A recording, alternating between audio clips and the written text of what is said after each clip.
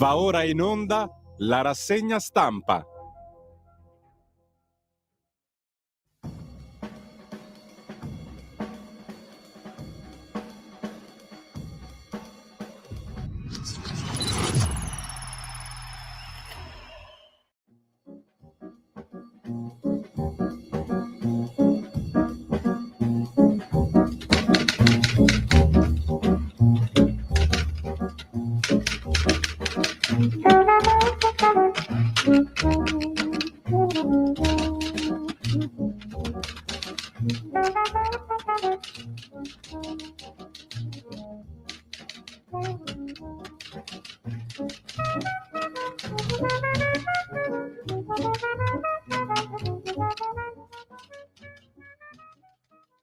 Antonino, a te la linea.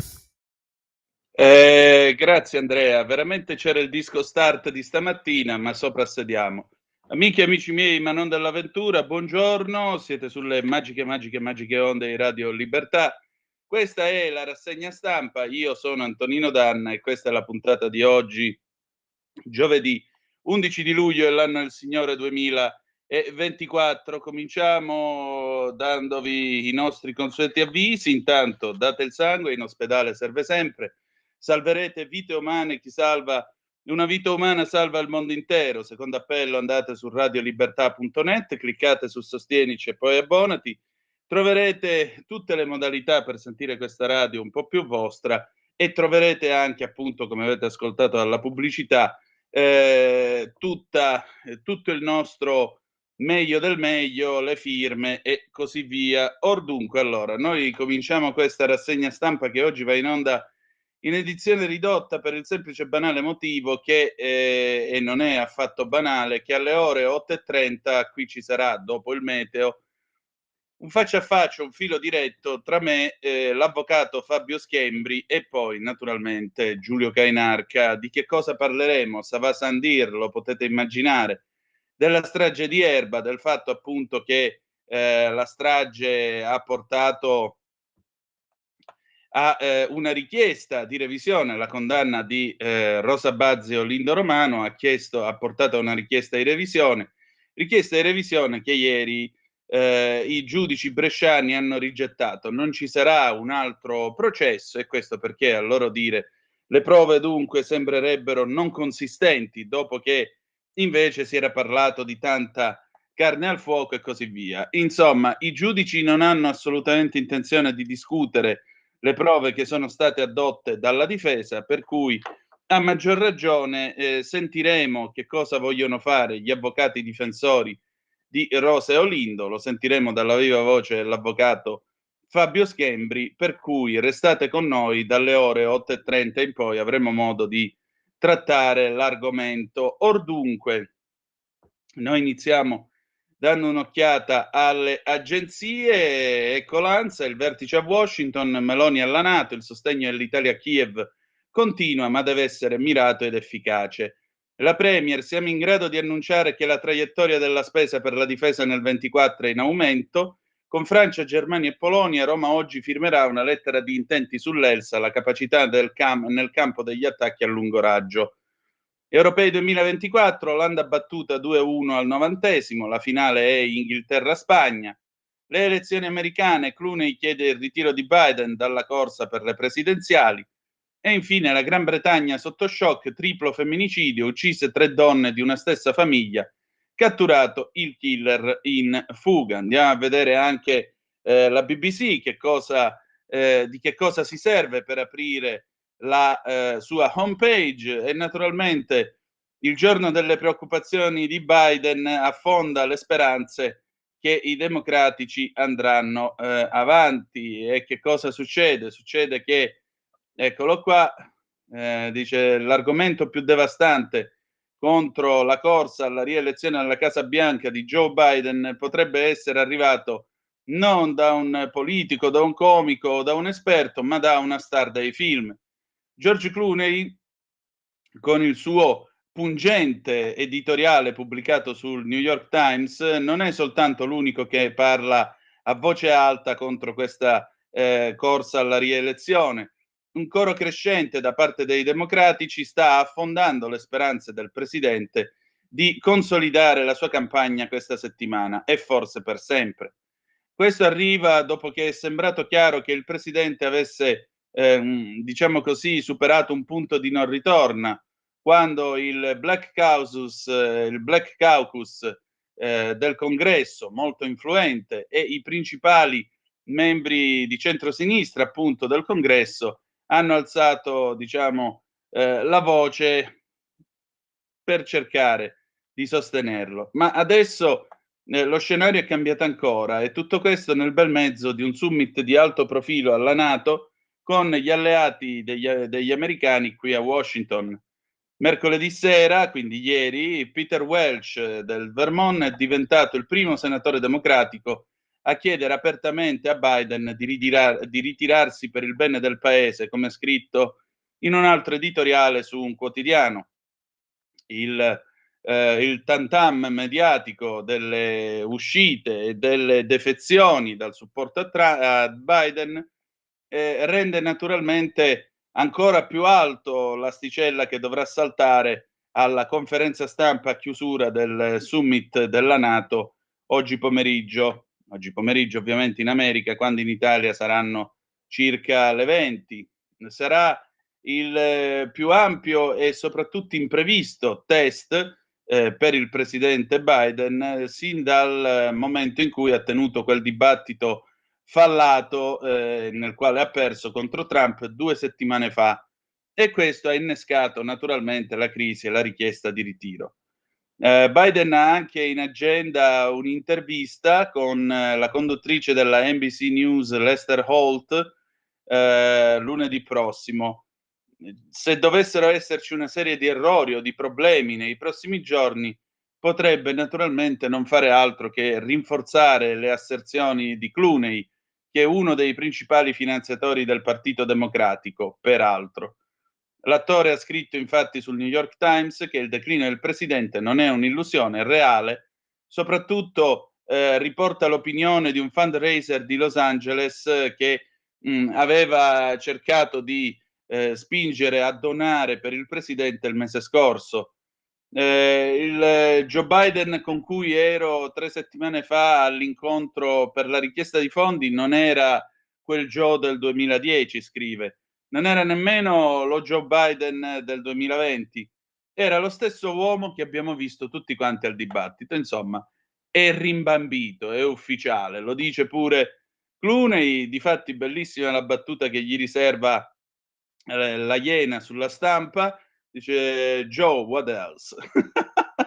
Facendo il verso alla famosa pubblicità del caffè del buon Clooney. Ok, allora andiamo a vedere adesso le prime pagine dei quotidiani. Siamo un po' di corsa. Buon lavoro al nostro Andrea sulla plancia comando delle nostre magiche onde. Eccoci qua. Andiamo a vedere le prime pagine. Ecco, Avvenire, il quotidiano dei vescovi. Naturalmente di Erba non ne tratteremo in questa parte della rassegna stampa, restate con noi per le 8:30. Avvenire, quotidiano dei vescovi. Il Fatto, prosegue a Washington il vertice dell'Alleanza Atlantica, nuove spese e ulteriori trasferimenti all'Ucraina. Più armi, più debiti. Mentre i membri NATO varano altri interventi per la difesa, è destinata ancora a salire l'esposizione dei paesi sviluppati e no. Italia con Francia e USA tra quelli più zavorrati. La Meloni annuncia: ci saremo, ma con i nostri tempi. Tensioni con la Lega.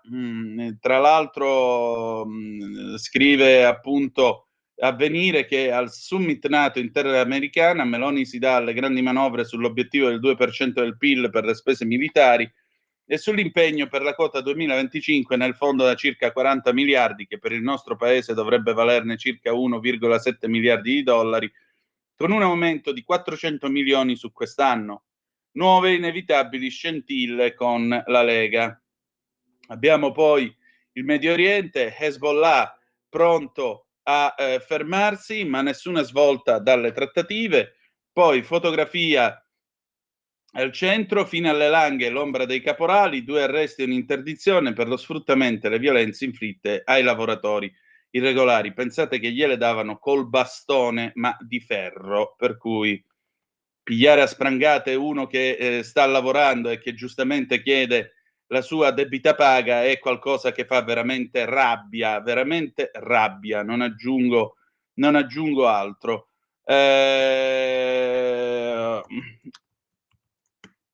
Allora, andiamo a vedere il Corriere della Sera.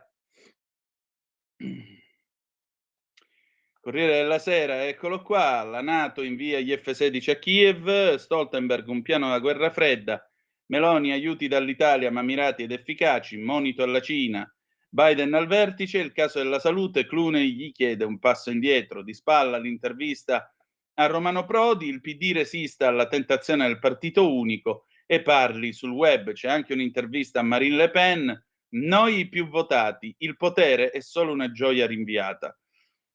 Il DDL Nordio, più garanzie, i voti dei centristi, sparisce l'abuso d'ufficio, stretta alle intercettazioni, giustizia, il sì e le proteste. Fotonotizie a centropagina, calcio, il nuovo fenomeno spagnolo, l'Inghilterra va in finale, Messi, il bagnetto, storia di Yamal, Can Yamal, appunto questo riccioluto sedicenne che permette, anzi 17 sabato, scrive il Corriere della Sera, che permette alla Roja di arrivare in finale contro l'Inghilterra. 2 monarchie si giocheranno il titolo dell'Europeo.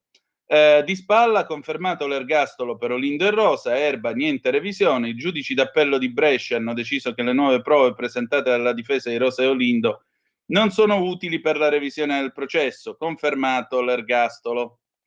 Poi comunque vi daremo un'occhiatina perché Nuzzi sulla Stampa canta vittoria, Gandola fa una serie di osservazioni sulla verità, più in generale naturalmente vedrete che c'è chi ha preso questa vicenda come una partita di calcio e chi cerca di trattarla per quello che è un caso di cronaca giudiziaria e almeno dal nostro punto di vista, e nel dire nostro ci metto tutta l'opinione di questa radio, quella di Giulio Cainarca, quella di Felice Manti, che ne scrive pure su Il Giornale, quella di Nino Monteleone, quella di Edoardo Montolli, di Paola D'Amico, di Stefania Panza e di tanti altri colleghi preparati sull'argomento. Ecco, la nostra idea è che si tratti di un clamoroso errore giudiziario e non è detta ancora l'ultima parola. Il Fatto Quotidiano, Parenti, figlio di La Russa, sorella di Presta, nipote di Draghi, Cortina alle Olimpiadi del Tengo Famiglia. Le intercettazioni, il governo scuda tutti i manager dalle indagini ed esplode Parentopoli, il capo risorse umane, non so cosa faccia La Russa Junior. Lo strano caso degli eredi campioni, la Lazio di Lotito ingaggia il figlio di Pinelli, numero 2 del CSM, dopo quelli di Fitto, Previti, Mussolini e De Mita. Il Giornale, eccoci qua, la notizia di apertura ovviamente in Commissione Finanze, redditometro addio, stop agli spioni fiscali. La maggioranza cancella la misura, premi per chi accetta il concordato. La Commissione Finanze del Senato chiude il discorso sul redditometro, il sistema d'accertamento fiscale finito nell'occhio del ciclone per l'invasività dei controlli nella privacy dei cittadini. Esulta soprattutto Forza Italia, che ha convinto tutta la maggioranza a bloccare il provvedimento, previsti anche premi per i contribuenti onesti. Li vedete in fotografia, Rosa e Olindo in aula, dal giornale di Brescia.it, ergastolo confermato, Erba no a un altro processo, Olindo e Rosa sono colpevoli. L'analisi, quei dubbi a furor di popolo, la giustizia salva la faccia. Per quanto riguarda l'auto elettrica, un altro premio che arriva per il fisco, per il crollo delle accise sulla benzina, con l'auto elettrica buco da 3,8 miliardi nel gettito. Evviva Champagne! Il Tempo, eccolo qua, un vaffa ai manettari, sì alla riforma della giustizia, regole per le intercettazioni, cancellato l'abuso d'ufficio. Ora separazione delle carriere, così dopo 30 anni si cambia, ma l'opposizione fa le barricate. Di spalla la relazione shock, quell'Italia antisemita, quadruplicati i reati di odio. 1 su 5 italiani si dichiara antisemita e pensate che dopo il 7 ottobre la cosa è esplosa in una maniera drammatica. Caos e disagi per gli utenti, i taxi portano a casa tariffe più elevate, ma è caos a termini, lunghe file e malori. clan nella capitale, facevo 100.000 euro al giorno, i conti di Arimafia capitale. E poi il momento più divertente della rassegna stampa, il tempo di Osho, Zelensky ottiene gli F-16 ma non si accontenta mai. C'è Zelensky che sta parlando con Biden nello studio ovale, gli dice: capirai, oh, manco mi aveste dato tutto st'arsenale. Risposta di Biden: questo se pensa che sono rincoglionito davvero. Date una medaglia a quest'uomo. La Repubblica, giustizia e affari, colpo di spugna, e legge il DDL Nordio, via l'abuso d'ufficio, forti limiti alla pubblicazione delle intercettazioni, stretta al traffico di influenze, il centro-sinistra si spacca, Azione, più Europa, Italia Viva votano con le destre, PD, 5 Stelle e Alleanza Verdi-Sinistra e l'impunità per i colletti bianchi. Allarme in Rai per l'uscita di Fiorello, cresce l'ipotesi Discovery, permettete, chi se ne frega news. Il gruppo dei patrioti, Vannacci è inadatto, i lepenisti contrari alla vicepresidenza, sono già cominciate le cortesie per gli ospiti. Elezioni USA, Clooney scarica Biden, Joe ti amo ma adesso devi farti da parte. Fotonotizie centropagina, grande impresa Musetti, ora la sfida con Djokovic. E infine i 90 anni, Natalia Aspesi da par suo lo festeggia, i 90 anni di Re Giorgio, simbolo della moda italiana. La Stampa, la risposta ai bombardamenti sull'ospedale dei bimbi, irreversibile l'ingresso dell'Ucraina, in arrivo i caccia. La NATO alza il tiro, gli F-16 a Kiev, Salvini attacca la linea del suo governo, basta inviare armi. Tajani, l'Italia è saldamente nell'alleanza. Fotonotizia centropagina, la Star entra in campo. Amo Joe, ma abbiamo bisogno di un altro candidato. Clooney licenzia Biden. La strage di Erba, ergastolo confermato per Rosa Olindo, il tribunale cancella le tesi dei complottisti, pensate un po'. Attendono e scoppiano a piangere insieme Pietro e Beppe Castagna, che nella strage di Erba persero la mamma Paola. 6 sprangate e 6 fendenti, la sorella Raffaella accoltellata 12 volte e sgozzata, insomma, qua abbiamo tutto l'elenco dell'autopsia e poi già che ci siamo, piange la figlia di Valeria Cherubini, la vicina di casa che incrociò gli assassini sul ballatoio, venendo abbattuta. La Corte d'Appello di Brescia giudica inammissibile la richiesta di revisione del processo già chiuso in Cassazione ormai 13 anni fa, confermando l'ergastolo a Rosa Bazzi e Olindo Romano. Loro sono gli assassini. In tutti questi anni abbiamo assistito, tutti inermi, a una progressiva, inesorabile, cieca campagna innocentista. Avete capito? Una cieca, lenta e inesorabile campagna innocentista. Poi vi leggo le sue alate considerazioni. La Verità, tanto stiamo finendo con i quotidiani, La Verità, sentenza in Cassazione, inchioda il contribuente, lo Stato non paga e il giudice lo perdona. Un imprenditore non versa le tasse perché vanta un credito con la pubblica amministrazione. La Corte accoglie il ricorso dell'Agenzia delle Entrate con questa motivazione, sentite un po', che l'amministrazione non saldi nei tempi è un fenomeno ricorrente, quindi il privato deve regolarsi. Palamara, assolto dall'accusa di rivelazione di segreti, non diede notizie riservate alla Verità. Centropagina, vedete Giorgia Meloni che stringe la mano alla baronessa von der Leyen, Ursula con Verdi e Macroniani, no ad accordi con ECR, cioè con i conservatori. Complimenti. Gli USA ridotti a reality, Clooney molla Biden, al vertice NATO spinta per l'ingresso a Kiev, nuovi aiuti e sì del neo premier inglese all'uso di armi contro Mosca, ma l'osservato speciale è il presidente americano che subisce 2 richieste di sfratto, Nancy Pelosi e l'attore. La mossa italiana, Claudio Antonelli, i nostri missili all'Ucraina in cambio di garanzie sul fianco sud, e poi in basso vedete l'inutile valzer per una strage, Giorgio Gandola, Erba, non c'era niente da rivedere, Rosa e Olindo restano all'ergastolo, non c'era niente da rivedere, dopo 6 ore di Camera di Consiglio la Corte d'Appello di Brescia ha deciso che Olindo Romano e Rosa Bazzi rimangono all'ergastolo, la pura agguerrita difesa non ha fatto breccia e ciò che era stato deciso da 3 gradi di giudizio e 21 giudici resta graniticamente in piedi, sono loro. Poi però lui scrive anche nel pezzo che a quanto pare la Bazzi avrebbe rifiutato il trasferimento di suo marito nello stesso penitenziario in quel di Opera perché lei resterebbe turbata dal saperlo sotto lo stesso tetto. Libero, eurodeliri progressisti, allarme democratici.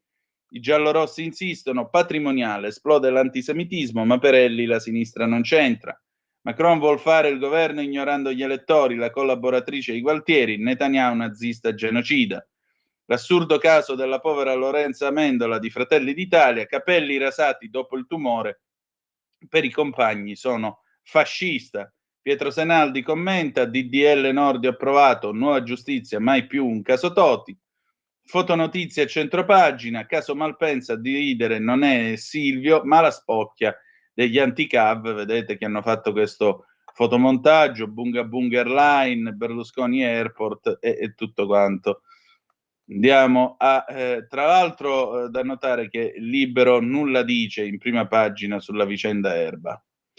Allora, abbiamo visto i quotidiani nazionali, diamo un'ultima occhiata a Italia Oggi di stamattina, autonomia in attesa del referendum, le regioni di centrosinistra preparano un ricorso alla consulta, scrive Carlo Valentini, monolocali anche di 20 metri quadri, micro monolocali, soffitti più bassi e sanatoria ampia per lievi difformità, ma sono sanabili solo violazioni su tolleranze esecutive commesse entro il 24 maggio 2024.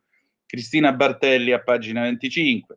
Una bellezza high-tech, la prima Miss Mondo prodotta dall'intelligenza artificiale viene dal Marocco, Filippo Merli a pagina 12, e poi Roberto Giardina, l'Italia compra Panzer tedeschi, quelli che in Ucraina sono stati messi KO in mezz'ora. Tra l'altro i Leopard saranno acquistati fino all'anno 2039 e Giardina ricorda anche il certo disprezzo che Schmidt espresse nei confronti degli italiani che gli compravano i carri armati, dicendo: perché si prendono un carro con 5 marce quando a loro ne basta una sola ed è quella indietro. Champagne pure qua.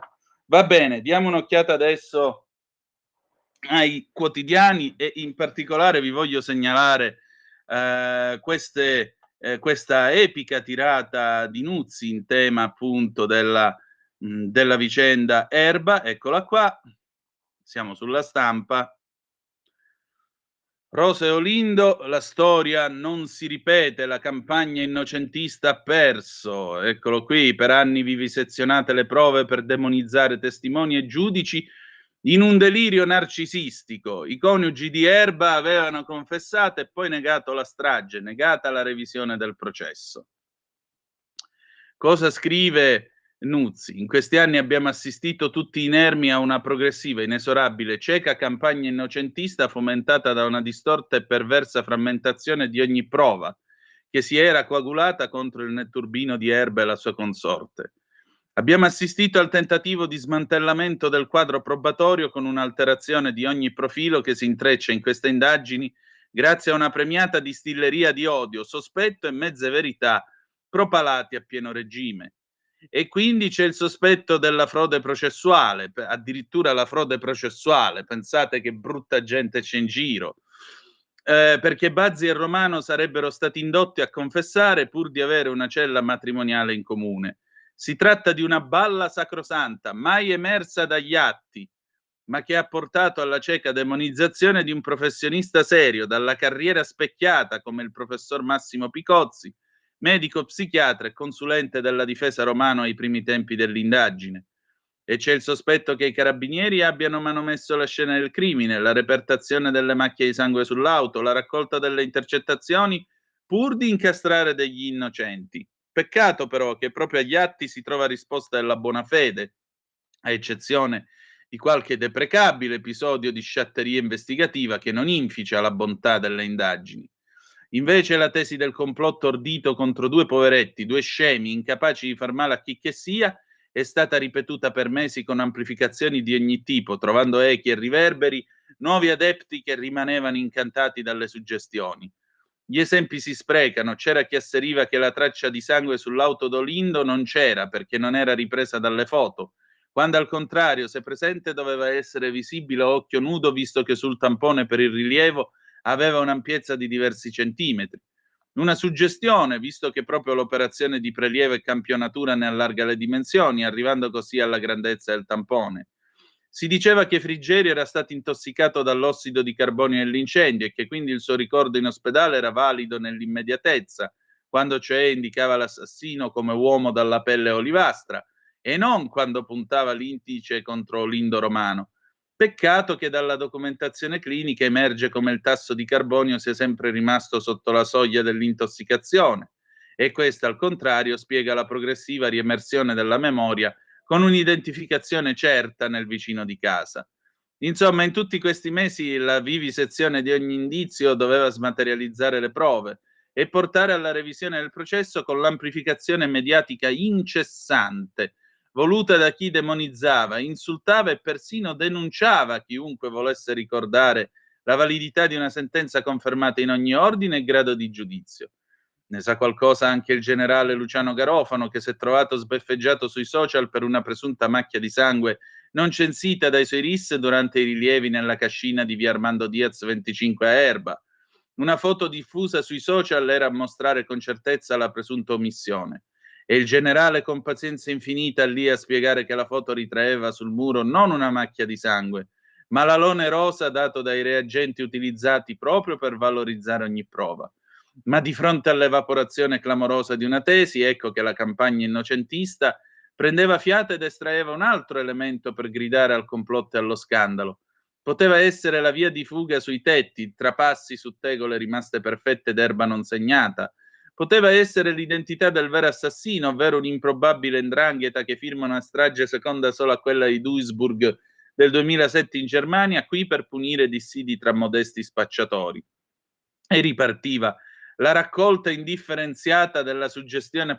Però, perdonate, non si può usare un linguaggio del genere.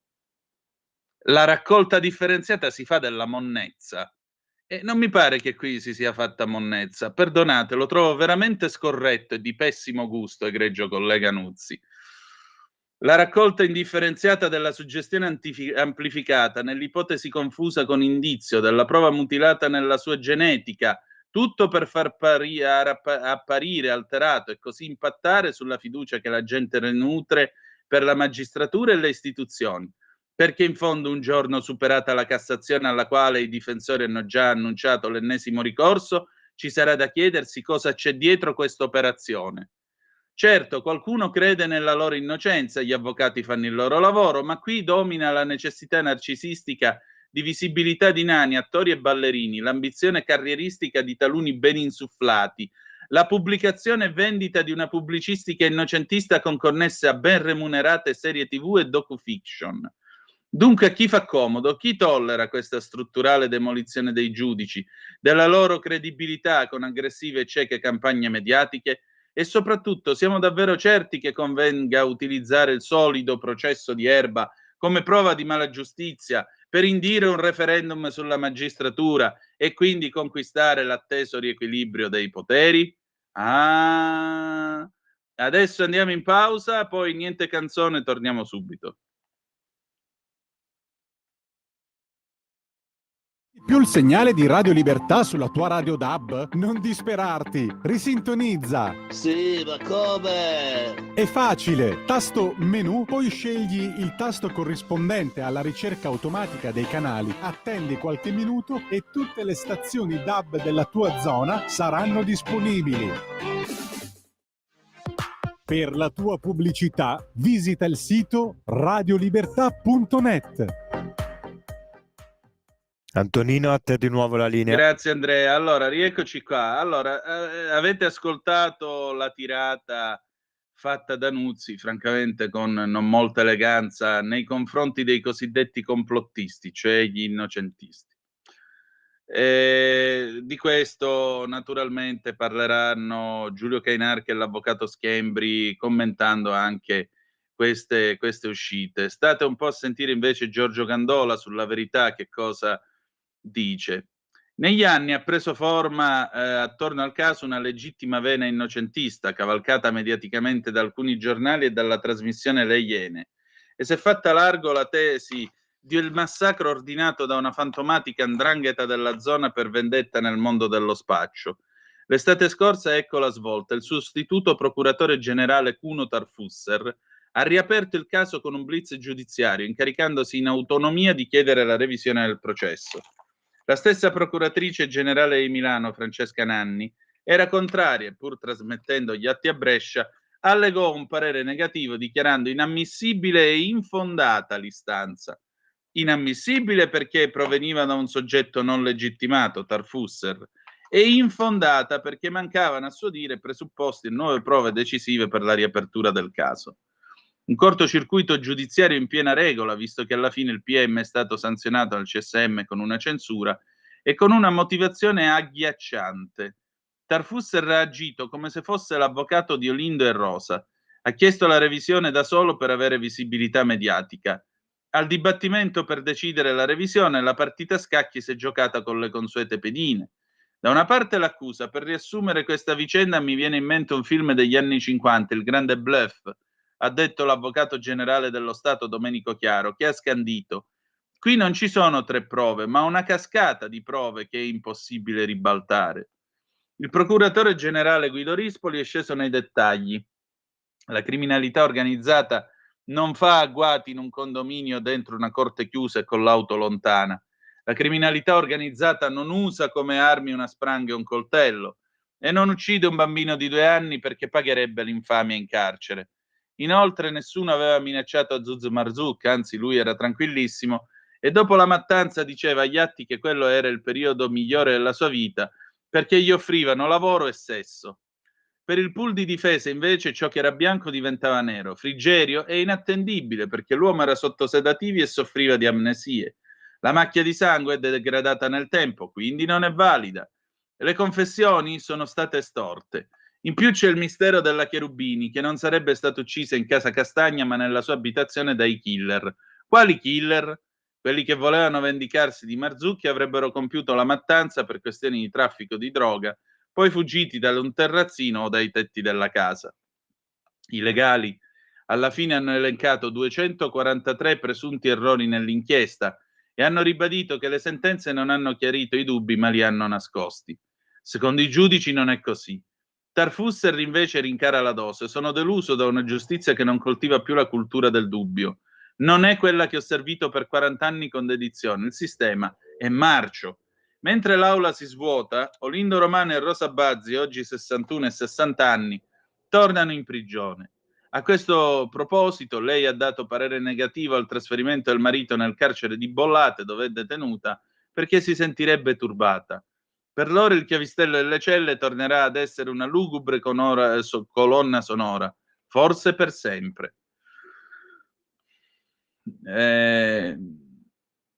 Tarfusser che aveva bisogno di visibilità mediatica, uno che era stato magistrato alla Corte Tarfusser, alla Corte Penale Internazionale dell'Aia, veramente io non ho parole, non ho parole davvero. Allora, andiamo a vedere ancora, ecco qua, a venire da un altro elemento a proposito di Tarfusser, che venne anche preso in giro in aula, lo chiamarono Tartuffer, in una delle tante registrazioni che questa radio vi ha dato ogni mercoledì, raccontando la revisione. State a sentire il collega Simone Marcher per avvenire che cosa scrive. Strage di Erba, no alla revisione del processo, Rosa in lacrime, i fratelli, chiedete scusa. Sperano, allora, dov'è? Eccolo qua. La Corte d'Appello di Brescia, presieduta dal giudice Antonio Minervini, ha decretato ieri l'inammissibilità delle istanze del processo di revisione. Non ci sarà quindi alcun nuovo processo per la strage in cui vennero uccisi Raffaella Castagna, suo figlio Youssef di 2 anni, la madre Paola Galli e la vicina Valeria Cherubini. Strage per cui Rosa e Olindo sono stati condannati all'ergastolo in tutti i gradi di giudizio. 17 anni e 7 mesi esatti dopo, 11 dicembre 2006, cala il sipario su questa tragedia che ha superato abbondantemente il terzo atto. Vicenda giudiziaria che in realtà ancora non è finita, dal momento che la difesa dei coniugi ha annunciato che farà ricorso in Cassazione per vizio di legittimità, dal momento che non sono state assunte le prove. Invece sperano che tutto ciò oggi abbia una fine perché non ne possono più i figli di Mario Frigerio, sopravvissuto alla strage di Erba, che divenne teste principale del processo, secondo quanto riferito dal loro avvocato di parte civile. Non credo che il circo mediatico finirà oggi, ha aggiunto poi l'avvocata Adama De Rinaldis, ma è comunque un grosso passo avanti verso la fine di questa storia. Quelle presentate come nuove prove non sono state giudicate tali dalla Corte, che le ha considerate non in grado di intaccare l'impianto giudiziario. Non mi riconosco più in una magistratura a cui ho dedicato 40 anni della mia vita, che ha perso il metodo del dubbio. Che cosa costava assumere delle prove e decidere? Ricordiamoci che c'è il ricorso in Cassazione. Sono schifato da questo sistema. Io sarò in pensione, me ne vado, ha dichiarato invece in aperta polemica con la decisione dei giudici bresciani Cuno Tarfusser, il sostituto procuratore generale di Milano che aveva chiesto la revisione del processo. Gli atti vanno studiati dalla A alla Z. Ho l'impressione che molti di quelli che hanno argomentato in aula non avessero letto le carte, ha commentato il procuratore generale di Brescia, Guido Rispoli. Si era diffusa la vulgata che tutte le sentenze si basassero solo su 3 indizi, invece fin dall'inizio c'era una piattaforma giudiziaria che conduceva Rosa Olindo, ha aggiunto l'avvocato dello Stato Domenico Chiaro. Entrambi, avvocatura e procuratore, contrari alla revisione. Gli assassini sono ancora in giro, e invece il commento di Azuz Marzouk, marito di Raffaella e padre del bimbo, ultimamente passato nel novero degli innocentisti. Chiedete scusa, ha scritto Pietro Castagna, fratello di Raffaella, postando un video con le immagini delle vittime della strage. Al piccolo Fefe, a Raffaella, a nostra madre Paola, alla signora Valeria, al signor Mario, a Elena e Andrea, a nostro padre, a Beppe e a me. In un'intervista del febbraio 2019 a un sito internet, Azuz aveva puntato il dito contro i fratelli, nota dell'autore. A tutti noi. Tra chi è sempre stato convinto che quello di ieri sarebbe stato il giusto epilogo giudiziario, c'è l'altro fratello, Beppe Castagna. Non poteva esserci un'altra sentenza, ma un po' di paura c'è sempre. Sono soddisfatto e spero che almeno per un po' di tempo, in attesa che la difesa si rivolga e discuta il ricorso in Cassazione, io e mio fratello Pietro vivremo una vita un po' meno stressante, ha detto. Noi vogliamo pensare al nostro lavoro e non a queste inutili campagne innocentiste. Non vogliamo occuparci di queste inutili richieste di revisione, rispondere ai giornalisti, parlare con gli avvocati. Non vogliamo essere additati per questo. Noi, ha concluso, sogniamo l'oblio. E vedete che naturalmente oggi tutto un certo milieu, lasciamo stare i parenti, ci mancherebbe pure, ma diciamo un certo milieu culturale / giornalistico festeggia perché crede e chiede che la cosa finisca lì. Marco Imarisio per il Corriere della Sera scrive: noi ci credevamo, la coppia che si illudeva di riscrivere la verità, quelle tesi alternative che si è tentato di trasformare in prove. Poveri Olindo e Rosa, davvero, lui ha sussurrato all'avvocato Fabio Schembri un ci credevamo. Lei non ha detto niente, tanto ha già fatto presente la sua priorità in uno degli ultimi colloqui. Vorrebbe incontrare più spesso suo marito. Illusi da manovre a cerchi concentrici che, risalendo per rami di parentela e affinità non solo giornalistiche, davano dignità di prova a bizzarre tesi alternative delle quali loro nemmeno erano a conoscenza. Tirati in mezzo per regolare conti aperti con la magistratura attraverso un caso di cronaca nera, un'altra delle molte singolarità italiane. E infine legittimati a coltivare la speranza da un procuratore generale molto sensibile ai media, che all'insaputa dei suoi superiori ha fornito una veste giuridica ad argomenti fino a quel momento confinati nel recinto degli show televisivi. Quando invece avrebbero avuto diritto a continuare in santa pace il loro percorso di redenzione. A questo serve il carcere, anche per chi come loro ha commesso un delitto orrendo, come è sempre stato chiaro a chi non aveva interesse a lucrare su una vicenda atroce. A un certo punto ci ha nociuto quell'amore mediatico, dice oggi Schembri, che al ruolo di difensore ha sempre unito la virtù della buona fede. Non tanto le inchieste giornalistiche, aggiunge, quanto la politicizzazione di questa storia. Ma i bovini erano già ampiamente scappati dalla stalla. In mezzo a un vortice che infine non ha fatto del bene a nessuno, c'era questa coppia, così poco misteriosa nella sua fissità, da diventare a sua volta il recipiente ideale per ogni tipo di congettura. Sempre stato così. Fin dall'inizio. Sono cose che succedono, ci disse Olindo mentre reggeva un sacchetto della spesa, riferendosi a quel tremendo delitto quando ancora non si sapeva nulla. Come se stesse parlando di un guasto al televisore che non guardavano mai per paura di consumare troppo, o di una macchia sul divano comprato 3 anni prima e ancora tenuto nel cellophane in quella casa diventata una fortezza da difendere a ogni costo. Si bastavano in unione in un'unione che non tollerava ingerenze dal mondo esterno e che in un certo senso stanno ancora cercando di ricreare. Ormai Rosa rientra tardi nel carcere di Bollate, è stata ammessa al lavoro esterno in una cooperativa, tornando a fare quel che ha sempre fatto in vita sua, dalla fine della quinta elementare, le pulizie in casa d'altri. Ma il nuovo impiego le impedisce di frequentare e sentire il marito come ha diritto di fare. A Opera anche Olindo ha cambiato mansioni. Da qualche mese ha smesso di lavorare nelle cucine per frequentare un corso di giardinaggio e verniciatura. E adesso sta per ricominciare col nuovo incarico di imbianchino.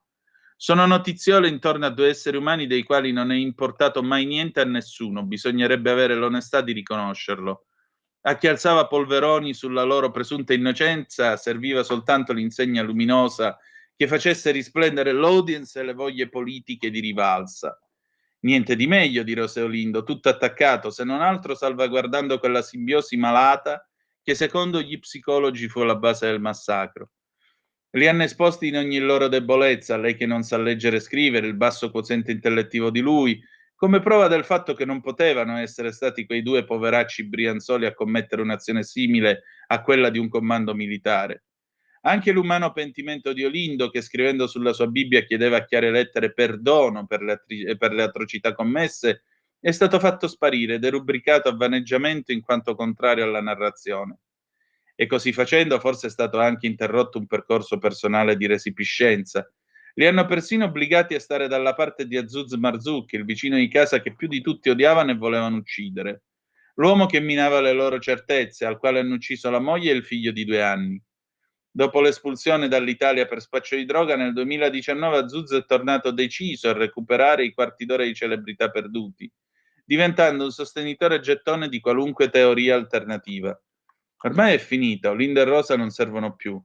Adesso tocca a Iara, prossimamente su Netflix col suo assassino Giuseppe Bossetti, gran protagonista, ma lui almeno si fa pagare. E ancora il Corriere della Sera, ecco qua. Non sono servite, questo lo scrive la collega Giusy Fasano, non sono servite centinaia di pagine di consulenze di ogni genere, non sono bastati nuovi testimoni, nuove intercettazioni, ricostruzioni alternative di questo o quel passaggio.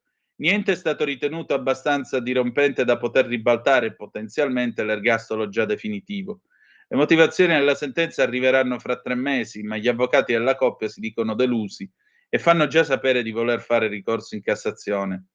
Quindi non è ancora tutto perduto, ma la partita più importante era questa, anche se un appassionato Fabio Schembri, difensore della coppia assieme a Nico D'Ascola, Patrizia Morello e Luisa Bordeaux, dice che faremo valere un vizio di legittimità perché non sono state assunte delle prove.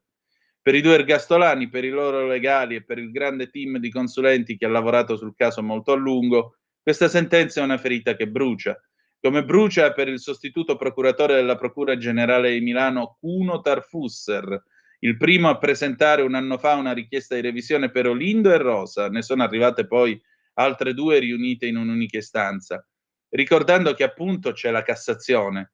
Il magistrato però si è detto schifato da questo sistema. Prima di introdurre gli altri protagonisti di questa storia, lunga quasi 18 anni, è doveroso ricordare che la cosiddetta strage di Erba è stata la vita troncata di 4 innocenti e quella devastata dalle loro famiglie e del ferito Mario Frigerio. Andiamo a vedere allora Felice Manti perché l'orologio ci corre appresso. Felice che ieri ha avuto un intervento con noi. Oggi non manderemo in onda il diritto al rovescio del direttore di Italia Oggi, Pierluigi Magnaschi. Ci scusiamo con lui, ma l'orologio ci corre appresso e poi tra poco ci sarà il Qui Parlamento. Cosa scrive Felice Manti? E con questo noi concludiamo questo giro d'orizzonte. La strage di Erba è un vaso di Pandora sul giornale. La strage di Erba è un vaso di Pandora che non si deve aprire. Rosa Bazzi mostra il pollice e poi piange a dirotto, stretta nel suo giubbino nero. Olindo Romani impotente, lo sguardo perso. I legali lasciano alla spicciolata l'aula del tribunale di Brescia. Il verdetto della Corte d'Appello, pronunciato in 30 secondi e neanche, conferma l'ergastolo per i 2 coniugi. Il richiamo all'articolo 634 e la frase istanza di revisione inammissibile arrivata dopo oltre 4 ore di Camera di Consiglio, amareggia ma non ferma Fabio Schembri, Luisa Bordò, Nico D'Ascola, Patrizia Morello, che nel salottino dell'albergo a poca distanza del tribunale stanno già discutendo il perimetro del ricorso in Cassazione. L'ennesima guerra di carte bollate da qui a 90 giorni si giocherà tutta sulle motivazioni con cui il presidente Antonio Minervini dovrà giustificare la decisione di dichiarare inammissibili delle prove che solo a gennaio erano astrattamente idonee a infrangere il giudicato, cioè a riaprire il processo. Della tanta carne al fuoco di cui parlava Minervini lo scorso 16 aprile, del lavoro di periti ed esperti, possibile che non sia rimasto nulla? Le intercettazioni sparite, quelle mai entrate a processo sul mancato riconoscimento di Olindo come aggressore, il ricordo arricchito causa amnesia anterograda di cui avrebbe sofferto il super testimone Mario Frigerio, secondo il massimo luminare italiano del settore Giuseppe Sartori, le perizie dell'ex RIS Marzio Capra sulla macchia di sangue mal repertata trovata sul battitacco, la pista del regolamento di conti per droga con l'ombra dell''ndrangheta, l'impossibilità per Valeria Cherubini, ancora viva all'arrivo dei soccorritori, di fare le scale per la ferita al muscolo psoas della coscia, la possibile frode processuale ipotizzata nella sua richiesta di revisione al sostituto PG Cuno Tarfusser, che si dice schifato dal verdetto e da una magistratura che ha perso il metodo del dubbio. Di questi dubbi non si è mai discusso come il rito prevederebbe, il ragionamento degli avvocati. Andare a dibattimento significava valutare le prove.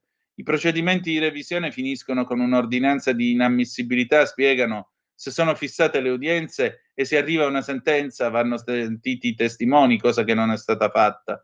Faremo valere questo vizio di legittimità. E la giurisprudenza consolidata della Cassazione sembrerebbe dar loro ragione. In quel caso la richiesta di revisione dovrebbe essere presentata alla Corte d'Appello di Venezia, competente su Brescia. La Procura Generale tira un sospiro di sollievo. Il Procuratore Generale Guido Rispoli difende la piattaforma di prove e indizi alla base della sentenza. Ma chi glielo spiega adesso a Olindo e Rosa che si ricomincia tutto da capo? Sono fiducioso sul nuovo processo, avrebbe detto pochi giorni fa Olindo a Schembri, ignaro degli alambicchi processuali a cui adesso dovranno ricorrere i suoi legali.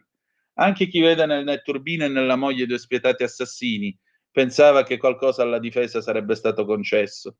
C'è chi sorride per un verdetto tanto inaspettato quanto rassicurante, che consegna in redazione una verità imperfetta per farci 2 click e un titolo di giornale. E chi se ne frega delle tante aporie di cui parla la sentenza di Cassazione.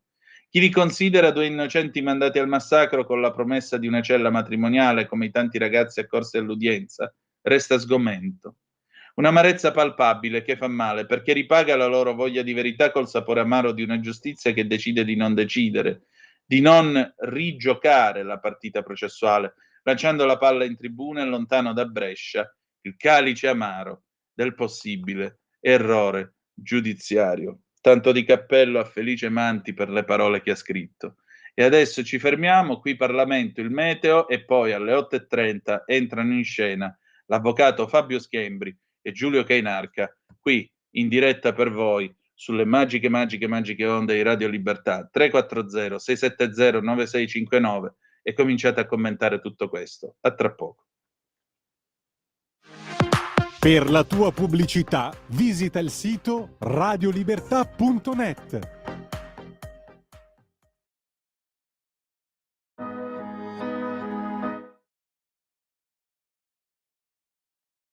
Onorevoli colleghi, sinceramente vi dico che si è persa nuovamente un'occasione per fare in modo che su un tema così fondamentale del nostro Paese, quale la giustizia, si sia giunti a un dibattito parlamentare che non ha privilegiato il merito del provvedimento, ma è stato solo frutto di pregiudizi ideologici e di parte. E questo ha fatto in modo che, appunto, anziché esserci questo dibattito, si è assistito a cercare di rallentare l'approvazione del provvedimento attraverso un ostruzionismo parlamentare senza significato e senza alcuna valutazione nel merito delle singole norme che contengono questo provvedimento. E questo non fa altro però che avvantaggiare il sistema di coloro i quali ritengono la nostra giustizia immutabile quando invece ha necessariamente bisogno di radicali modifiche al fine di tutelare il giusto processo e al fine di tutelare la libertà personale e, lasciatemi dire, anche la dignità umana. Per questo ho sempre apprezzato, signor Ministro, e tutto il Governo, per quello che ha detto prima in campagna elettorale e quello che sta facendo adesso, e ha iniziato forse proprio con questo provvedimento. È importante ricordare che in uno Stato di diritto, quale noi ci pregiamo di essere, la privazione della libertà personale è solo l'ultima ratio e non dobbiamo confondere l'inefficacia amministrativa con il rilievo penale di alcune condotte, perché noi abbiamo l'abitudine di pensare che la risoluzione di alcuni problemi amministrativi noi possiamo risolverli attraverso il rilievo penale di alcune condotte, che poi porteranno e giungeranno alla privazione della libertà personale. E questo è attestato dalla nostra stessa Costituzione, che ci dice, ci impone e statuisce che la privazione della libertà personale possa avvenire solo dopo una sentenza definitiva di condanna che, come ben sappiamo, può accadere dopo ben 3 gradi di giudizio. E se non abbiamo chiaro in mente questo, non possiamo non legiferare in maniera corretta quando una privazione antecedente nella custodia cautelare della libertà personale sia non la norma, ma sia l'eccezione.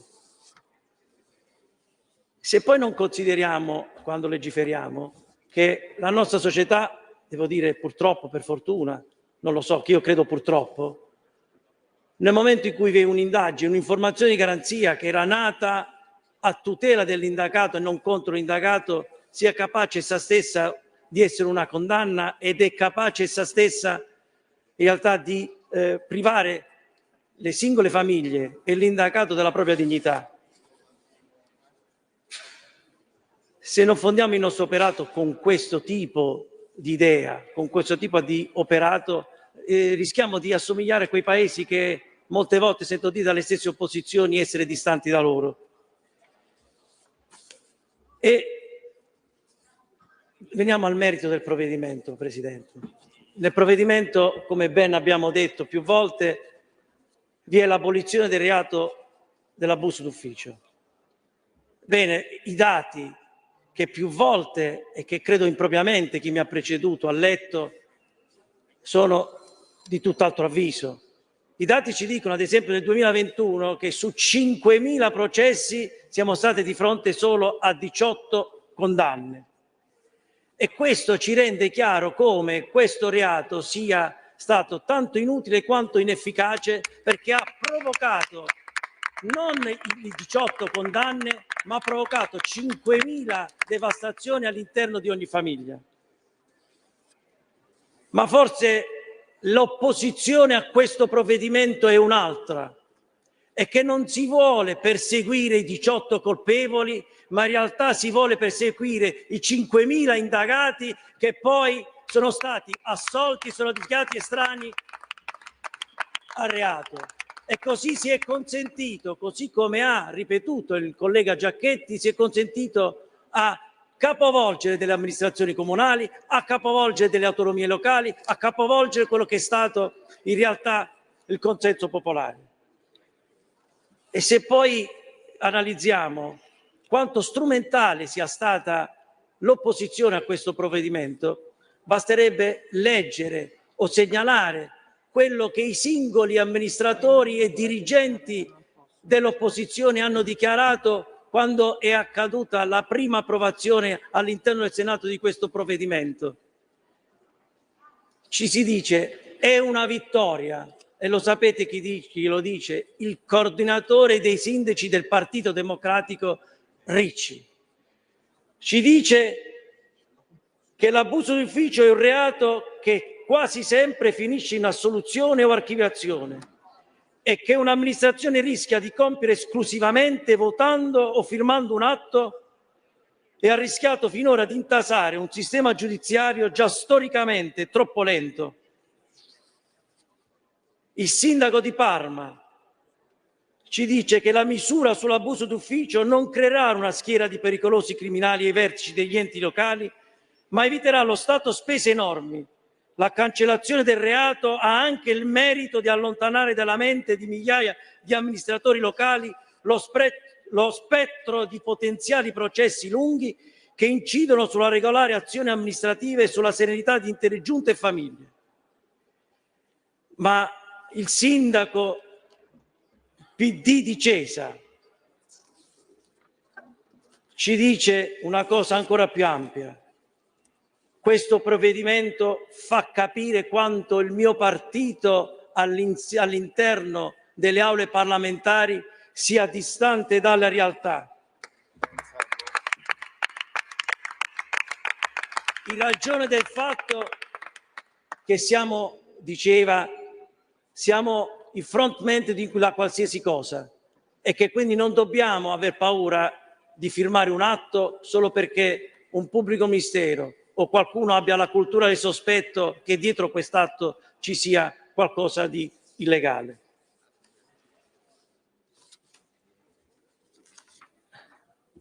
Non possiamo più permettere che il nostro sistema sia in questa maniera.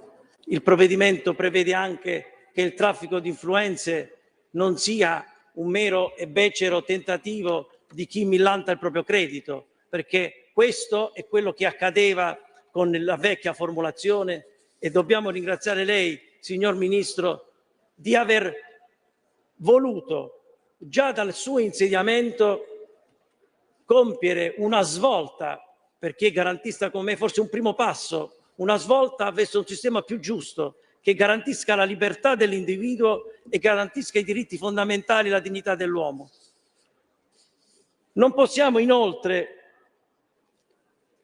come parlamentari, avere un pregiudizio su noi stessi. E quando ho sentito dire precedentemente al mio intervento che alcuni componenti della maggioranza avrebbero votato o non votato un ordine del giorno che andrebbe in linea con le loro argomentazioni, mi si dice falso, perché l'ordine del giorno, quello che noi diciamo, è una cosa totalmente diversa.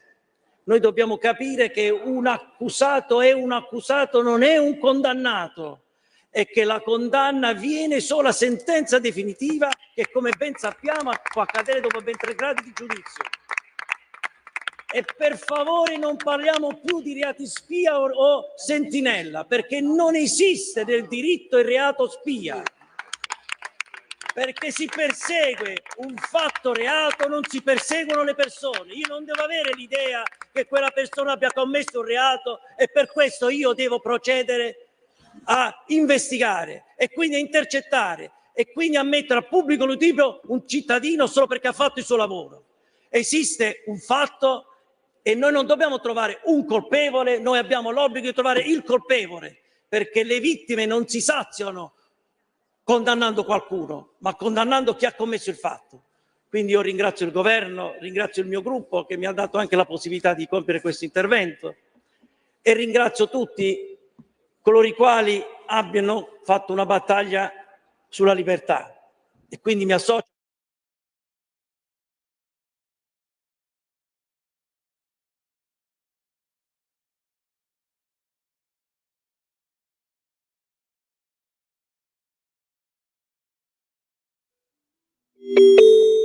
Qui Parlamento.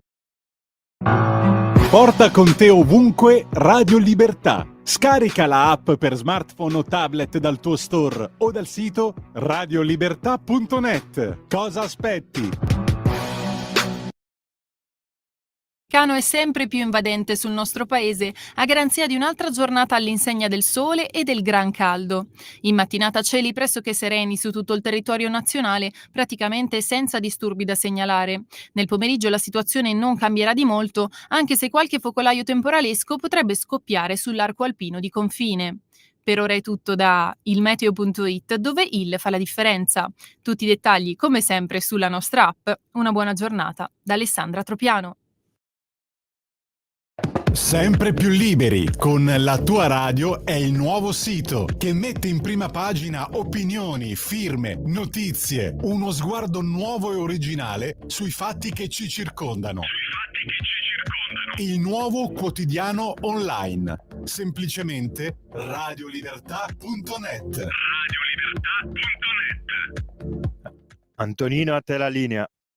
Grazie Andrea, alle 8:32 minuti e 40 secondi qui sulle magiche onde di Radio Libertà. Antonino Danna al microfono con voi. Allora, noi cominciamo questa conversazione sulla strage di Erba il giorno dopo e lo facciamo con i nostri due ospiti. Il primo è l'avvocato Fabio Schembri, che voglio ringraziare per il suo tempo e per la sua disponibilità. L'avvocato è stato spesso nostro ospite anche a Zoom. Buongiorno avvocato. Buongiorno e grazie a lei. Prego. E l'altro, Sava Sandir, è Giulio Cainarca, che insieme ad altri valenti colleghi nel corso di questi anni ha cercato di fare questa operazione che non è, come con ben poca misericordia viene definita da Nuzzi quest'oggi sulla Stampa, non è un'operazione complottista o fatta per muovere un assalto alla magistratura, ma è semplicemente una normale operazione che rientra nell'ambito del diritto. Ci sono fondate ragioni per chiedere una revisione del processo, chiederla in questo paese non è peccato mortale perché lo permette la legge. Dopodiché ieri è andata come è andata, ma oggi un altro giorno e già si lavora in un altro perimetro, come raccontava stamattina sul giornale Felice Manti, per il ricorso in Cassazione. Avvocato, stamattina c'è una certa pubblicistica che naturalmente festeggia, dice che è stato un complotto, dice che sono state tesi fantasiose, che Frigerio non era intossicato dall'ossido di carbonio, che non era affatto a livello stabilito dalla letteratura scientifica per potersi parlare di intossicazione. Stamattina vengono fatte insinuazioni di livello dall'alto al molto basso, secondo il quale sostanzialmente tutta questa manovra sarebbe stata un grande complotto appunto contro i magistrati, sarebbe stato un modo per spingere a un referendum sulla giustizia, addirittura si parla anche di questo, si arriva a ipotizzare anche questo. Mi scusi, ma lei fa l'avvocato o il politico? Io ho sempre fatto l'avvocato e continuerò a fare l'avvocato, quindi diciamo con questo caso la politica non c'entra nulla, insomma, no? Quindi ognuno fa ha le sue idee e qui invece c'era una richiesta di revisione, nel senso che ormai il procedimento, la procedura è aperta, perché poi vedremo il da farsi, faremo certamente ricorso in Cassazione, quindi c'era una richiesta di revisione sulla quale decidere, punto. Una richiesta di revisione tra l'altro che le udienze sono state fissate, quindi era stata diciamo dichiarata ammissibile e quindi non ci sono tesi complottistiche, ci sono fatti che sono stati raccontati da Giulio Cainarca, da altri, non si vuole destabilizzare nessuno, cioè nel senso, anzi, diciamo, questo sarebbe stato un modo per la giustizia laddove avesse rimediato a quello che noi riteniamo sia un errore giudiziario, di insomma rigenerare se stessa. Invece si è deciso di non decidere. Quindi quando si dice Frigerio non era o era intossicato, allo Stato non lo possiamo sapere perché diciamo, non avendo ammesso le prove, una verifica concreta non c'è stata.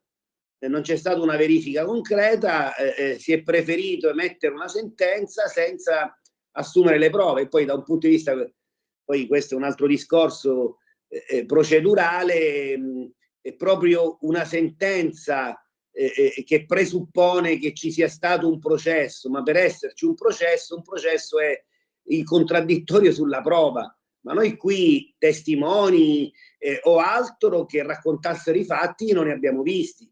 Quindi diciamo che è stata una procedura sui generis un processo assolutamente monco. Cioè c'è stato un processo perché la Corte d'Appello che ha fissato le udienze, quindi non siamo stati noi, è stato il sistema a fissare le udienze in virtù della richiesta di revisione, si sono celebrate 3 udienze e poi si è andati a sentenza senza assumere le prove. E questo, diciamo, sarà uno dei motivi per i quali noi faremo poi il ricorso in Cassazione.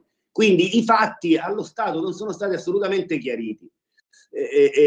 Se c'erano delle perplessità, io parlo non di, sono l'avvocato e quindi chiaramente conta poco la mia opinione su Olinder Rosa, però certamente c'erano dei dubbi, moltissimi dubbi e tanti elementi che l'opinione pubblica non conosceva, sono venuti a galla grazie non lo so, a Giulio Cainarca che li ha raccontati alla radio, e grazie alle Iene, a Felice Manti, a Montolli e a tanti altri.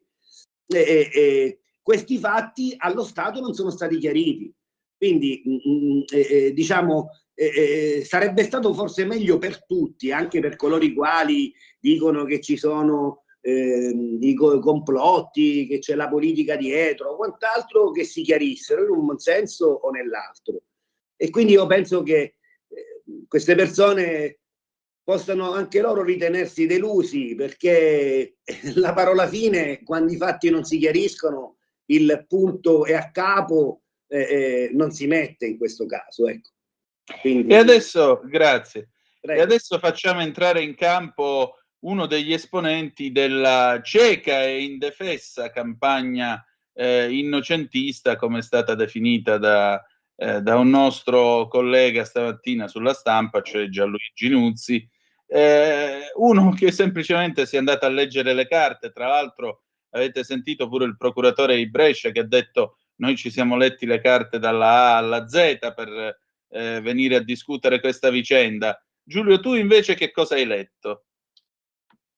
Intanto io devo fare una premessa, l'ho fatta anche ieri quando non era ospite l'avvocato Schembri, lo faccio da cittadino questa premessa e devo dire semplicemente grazie da cittadino all'avvocato Schembri, a tutto il collegio difensivo, e l'avvocato Bordeaux, il professor D'Ascola, Patrizia Morello, Diego Soddo, il procuratore Tarfusser, tutti coloro che si sono spesi affinché si esaminassero dei fatti e si facesse un processo finalmente dopo 10 anni di assenza totale di un esame dei fatti veri. Quindi io da cittadino devo dire grazie a queste persone e alla schiera infinita, diciamo, e qualificatissima di esperti che gli avvocati sono stati in grado di mettere insieme, che hanno lavorato tutti, torno a dirlo, gratuitamente, a partire dagli avvocati, non certamente per avere fama, non certamente per avere visibilità. Io sentivo una ridicola, dal mio punto di vista, osservazione sul procuratore Tarfusser che sarebbe stato in cerca di visibilità, come tra l'altro ha argomentato anche il CSM, quindi ridicola anche istituzionalmente questa osservazione. Nessuno di costoro ne ha tratto un giovamento. Era un'opera tesa, ecco cosa c'è dietro, si domandava Nuzzi, no? Nel suo meraviglioso articolo. Sì. Scopriremo un giorno chi c'era dietro a tutte queste persone. C'era dietro nessuno, perché io l'avvocato Schembri l'ho conosciuto quando ho iniziato a esaminare i fatti, grazie a 2 giornalisti formidabili, Edoardo Montolli e Felice Manti, che ben conosciamo. Sì. Grazie a loro ho avuto un impulso ad accedere agli atti. Chiunque acceda agli atti, mi spiace per il procuratore Rispoli, ma abbiamo parlato a suo tempo con il dottor Tarfusser della vicenda che aveva visto coinvolto lo stesso Tarfusser e il procuratore Rispoli. Tarfusser è stato indagato per non so quanti anni per una stupidaggine colossale, per una bega tra di loro, si può dire, tra magistrati, è stato poi assolto, ma comunque si è fatta un'indagine di 2 anni con non so quante intercettazioni e quante unità di polizia giudiziaria dedicate a una stupidaggine colossale di accusa contro il dottor Tarfusser. Ecco, da un magistrato che agisce così vi posso aspettare di tutto, anche delle colossali menzogne, perché chiunque abbia, diciamo, letto gli atti non può dire che leggendo gli atti si sarebbe arrivati a questa conclusione, cioè a ribadire la colpevolezza di Olinder Rosa. Per me queste 2 persone rimangono innocenti, innocentissime, lo dico senza esitazione, non mi interessa che ci sia un percorso giudiziario differente. L'avvocato Schembri è un uomo di legge e quindi diciamo giustamente si è sempre mosso nei limiti istituzionali più che formali. Non voglio coinvolgerlo in queste mie osservazioni, ma io sono veramente schifato, esattamente come ha detto il dottor Tarpus, mi fa schifo questo sistema di esercizio della giustizia e mi fa doppiamente schifo questo sistema di informazione, che non è informazione, è condizionamento. Loro sì, sarebbe interessante capire chi c'è dietro queste persone che dicono di aver letto gli atti, che dicono di conoscere e che godono del fatto che non si sia celebrato un processo, cioè che non si siano esaminati i fatti reali. A me mi fanno orrore, mi fanno paura, mi spaventano queste persone, perché vorrei capire veramente chi c'è dietro di loro, non chi c'è dietro di me o dietro l'avvocato Schembri, perché io e l'avvocato Schembri ci siamo conosciuti quando ho tirato sul telefono dopo aver letto le prime carte e ci siamo conosciuti così, non c'è dietro nessuno a me e all'avvocato Schembri. C'è dietro una esigenza di verità e di giustizia, come ha mirabilmente scritto il dottor Tarpusser nella sua richiesta di revisione. Solo questo. E allora in un paese in cui la semplice esigenza di verità e giustizia genera questo sì, accanimento, diciamo, mediatico, giudiziario, la stampa, l'opinione pubblica trattata come dei cretini, perché poi la gente che si è informata ha avuto un sacco di dubbi. Chiunque si informi ha un sacco di dubbi. Ecco, un paese in cui c'è un condizionamento di questo tipo, una macchina, diciamo così, mediatico-giudiziaria di questo tipo, mi fa schifo, ma mi fa anche un po' paura, tanta paura. Adesso non voglio drammatizzare le cose, non è mio costume, però mi fa veramente orrore questo sistema. Per cui io dico doppiamente grazie all'avvocato Schembri e a tutti quelli che ho nominato prima, e a fior di professori, cioè io mi metto anche nei panni di un professor Sartori, di Priori, di tantissimo, potremmo stare qua a citare un elenco di accademici di altissimo profilo, i quali hanno lavorato per sentirsi dire che le loro cose non valgono niente. Cioè, ma stiamo scherzando? E poi oltretutto si sarebbe potuto, diciamo, controbattere nel momento, e non con le battute, con le smorfie, con le faccette che abbiamo visto in tribunale, ma controbattere con argomentazioni solide. Questo è mancato e questo qui è un vulnus terribile, una ferita terrificante per la democrazia e per l'informazione. Per cui quegli articoli che ho sentito oggi, ma Antonino, tu hai fatto la rassegna stampa, io sono rimasto, diciamo, schifato, letteralmente schifato dalla maggior parte delle cose che hai letto. Perché io non posso immaginare un paese in cui c'è un giornalista che gode del fatto che non si siano esaminati i fatti. Ma stiamo scherzando? Io vorrei capire veramente chi c'è dietro costoro, non chi c'è dietro di me, perché io so benissimo chi c'è dietro di me, nessuno.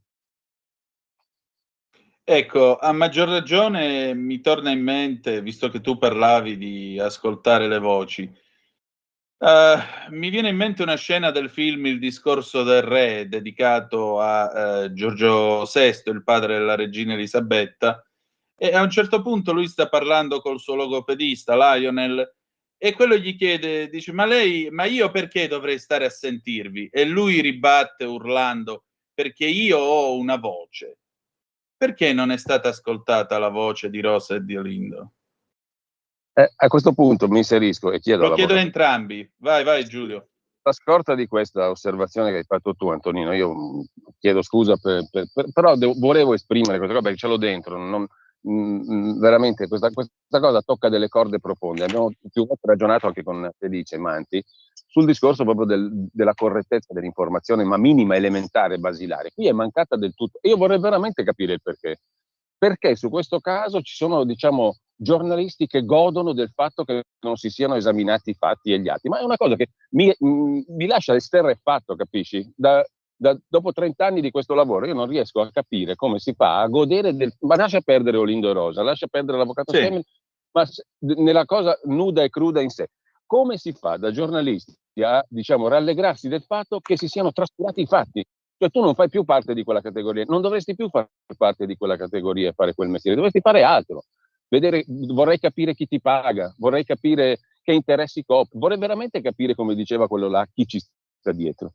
Chiudo questa parentesi, però torno alla sostanza di quello che dicevi tu, Antonino, perché a me ha colpito, e qui rientriamo, diciamo, nel binario processual giuridico, se me lo permette l'avvocato Schembri, perché io da cittadino, e credo anche chi ci ascolta, vorrei sapere come si può procedere adesso. Voi avete già detto che c'è stato un vizio di legittimità in questo processo, no? Finora. Ma noi veramente faremo un ricorso in Cassazione, aspettiamo la motivazione della sentenza che venga depositata entro i 90 giorni. Ecco, 90 giorni di tempo per scrivere una richiesta che è inammissibile, che però per motivare occorreranno ulteriori 90 giorni di inammissibilità. Quindi insomma, vuol dire, vedremo che cosa scriveranno, e quello che possiamo dire sin da subito è questo: faremo un ricorso in Cassazione, perché non essendo state assunte le prove e allora, ed essendo stata emessa una sentenza, è chiaro che le sentenze vengono emesse quando si celebrano i processi. Il processo si celebra tramite l'assunzione delle prove, e quindi noi chiederemo alla Cassazione di annullare questa sentenza, in modo tale che si possa fare il processo. Avvocato, io mi ricordo due cose. Nelle due udienze precedenti a Sì. quest'ultimo ieri, il Presidente della Corte aveva ribadito più volte che in qualsiasi momento si poteva pronunciare l'inammissibilità, no? Sì. E io vorrei che lei ritornasse su questo per spiegarci cosa significava e cosa significa oggi quella frase che diceva il Presidente. Secondo punto, mi ricordo il professor D'Ascola, fin dall'inizio, a seguito della prima udienza, diciamo, si era stupito del fatto, e vi eravate stupiti tutti voi del collegio difensivo, che il procuratore generale, l'avvocato generale, la parte dell'accusa, insomma, fossero entrati nel merito delle questioni, no? Sì. Quindi già citando elementi di merito, tal che alla volta dopo voi avete dovuto per forza a vostra volta entrare nel merito per controbattere alle tesi. Questo lasciava presupporre che poi si esaminassero i fatti, le prove nuove, tutto ciò che era stato portato per la revisione, perché se tu sei già entrato nel merito in due udienze, logica vuole che quelle cose che hai in due udienze le approfondisci successivamente. Non è stato così. Quindi diciamo, è valso quel principio che diceva il Presidente, che l'inammissibilità si può dichiarare sempre e comunque, anche se tu sei già entrato nel merito? Allora, l'inammissibilità si può dichiarare sempre e comunque, anche alla fine di un processo, ma come dicevo prima, per finire un processo deve iniziare quindi con l'assunzione delle prove, quindi sentire i testimoni, i consulenti e quant'altro, cosa che non è avvenuta. Quindi, cioè, in questo caso abbiamo una sentenza che è un simulacro, diciamo, rappresentativo di un processo che secondo molti c'è stato a questo punto, perché le sentenze si emettono nei processi, no? Quindi chiaramente, altrimenti non è che si pronuncia una sentenza in nome del popolo italiano. Ma un processo, questo è quello, l'anomalia di questa procedura che abbiamo seguito. Lei ricordava bene, il professore D'Ascola anche sin dall'inizio ha detto: ma in quale fase siamo? Scusatemi tanto, perché ci sono delle regole di giudizio diverse, e quando si mescolano le fasi non è che si può, diciamo, utilizzare una regola di giudizio che appartiene alla fase finale nella fase preliminare. Ecco, quindi diciamo si è fatta, a nostro giudizio, molta confusione. Abbiamo parlato un po' di tutto senza assumere la prova, cioè, come posso dire, è come se avessimo a questo punto parlato al bar, perché io la racconto in un modo, un'altra persona la racconta in un altro modo, ma il giudice, per apprezzare e valutare la prova, deve sedere un testimone lì, sentirlo, e in questo modo che si valuta la prova. Ma questo non è che lo dico io, lo dice il codice, insomma, no? Altrimenti diciamo, c'è l'articolo 111 della nostra Costituzione, il quarto comma, che dice che le prove si assumono in contraddittorio tra le parti. Noi prove assunte non ne abbiamo viste, noi abbiamo, così come avevamo fatto nella richiesta iniziale, indicato tutta una serie di elementi di prova atti, a nostro giudizio, a scardinare la sentenza di condanna. In base a questo, la Corte d'Appello di Brescia ha fissato le udienze, perché avrà valutato, altrimenti non l'avrebbe fissate, che potenzialmente quegli elementi che avevamo indicato nella richiesta erano idonei in astratto a scardinare la sentenza di condanna. A questo punto, una volta che tu già valuti che quegli elementi erano idonei in astratto, dovrai eventualmente assumerli per vedere se hanno retto, reggono in dibattimento, quindi lo sono in concreto, e questo non è avvenuto. Quindi diciamo la nostra doglianza principale è questa. Certo è che, non essendo nati ieri, in particolare il professore D'Ascola, abbiamo da un certo momento in poi capito che stavamo facendo un bel minestrone che non era certamente utile all'accertamento dei fatti, insomma, ecco. Però non lo so, il sistema, si è parlato di sistema, il sistema che certe volte ecco, non riesce a rimediare a quelli che possono essere degli errori giudiziari, perché probabilmente si sente messo sotto accusa. Però diciamo, ecco, c'è stato un dietrofront, perché poi alla fine questa inammissibilità coglie soprattutto nella Corte d'Appello, perché insomma uno che fissa le udienze e poi a un certo punto dice, senza assumere le prove, scusate, ci siamo sbagliati, ma si sarà sbagliata la Corte d'Appello, certamente non noi. Avvocato, era già successo a Brescia qualcosa di simile in passato, no?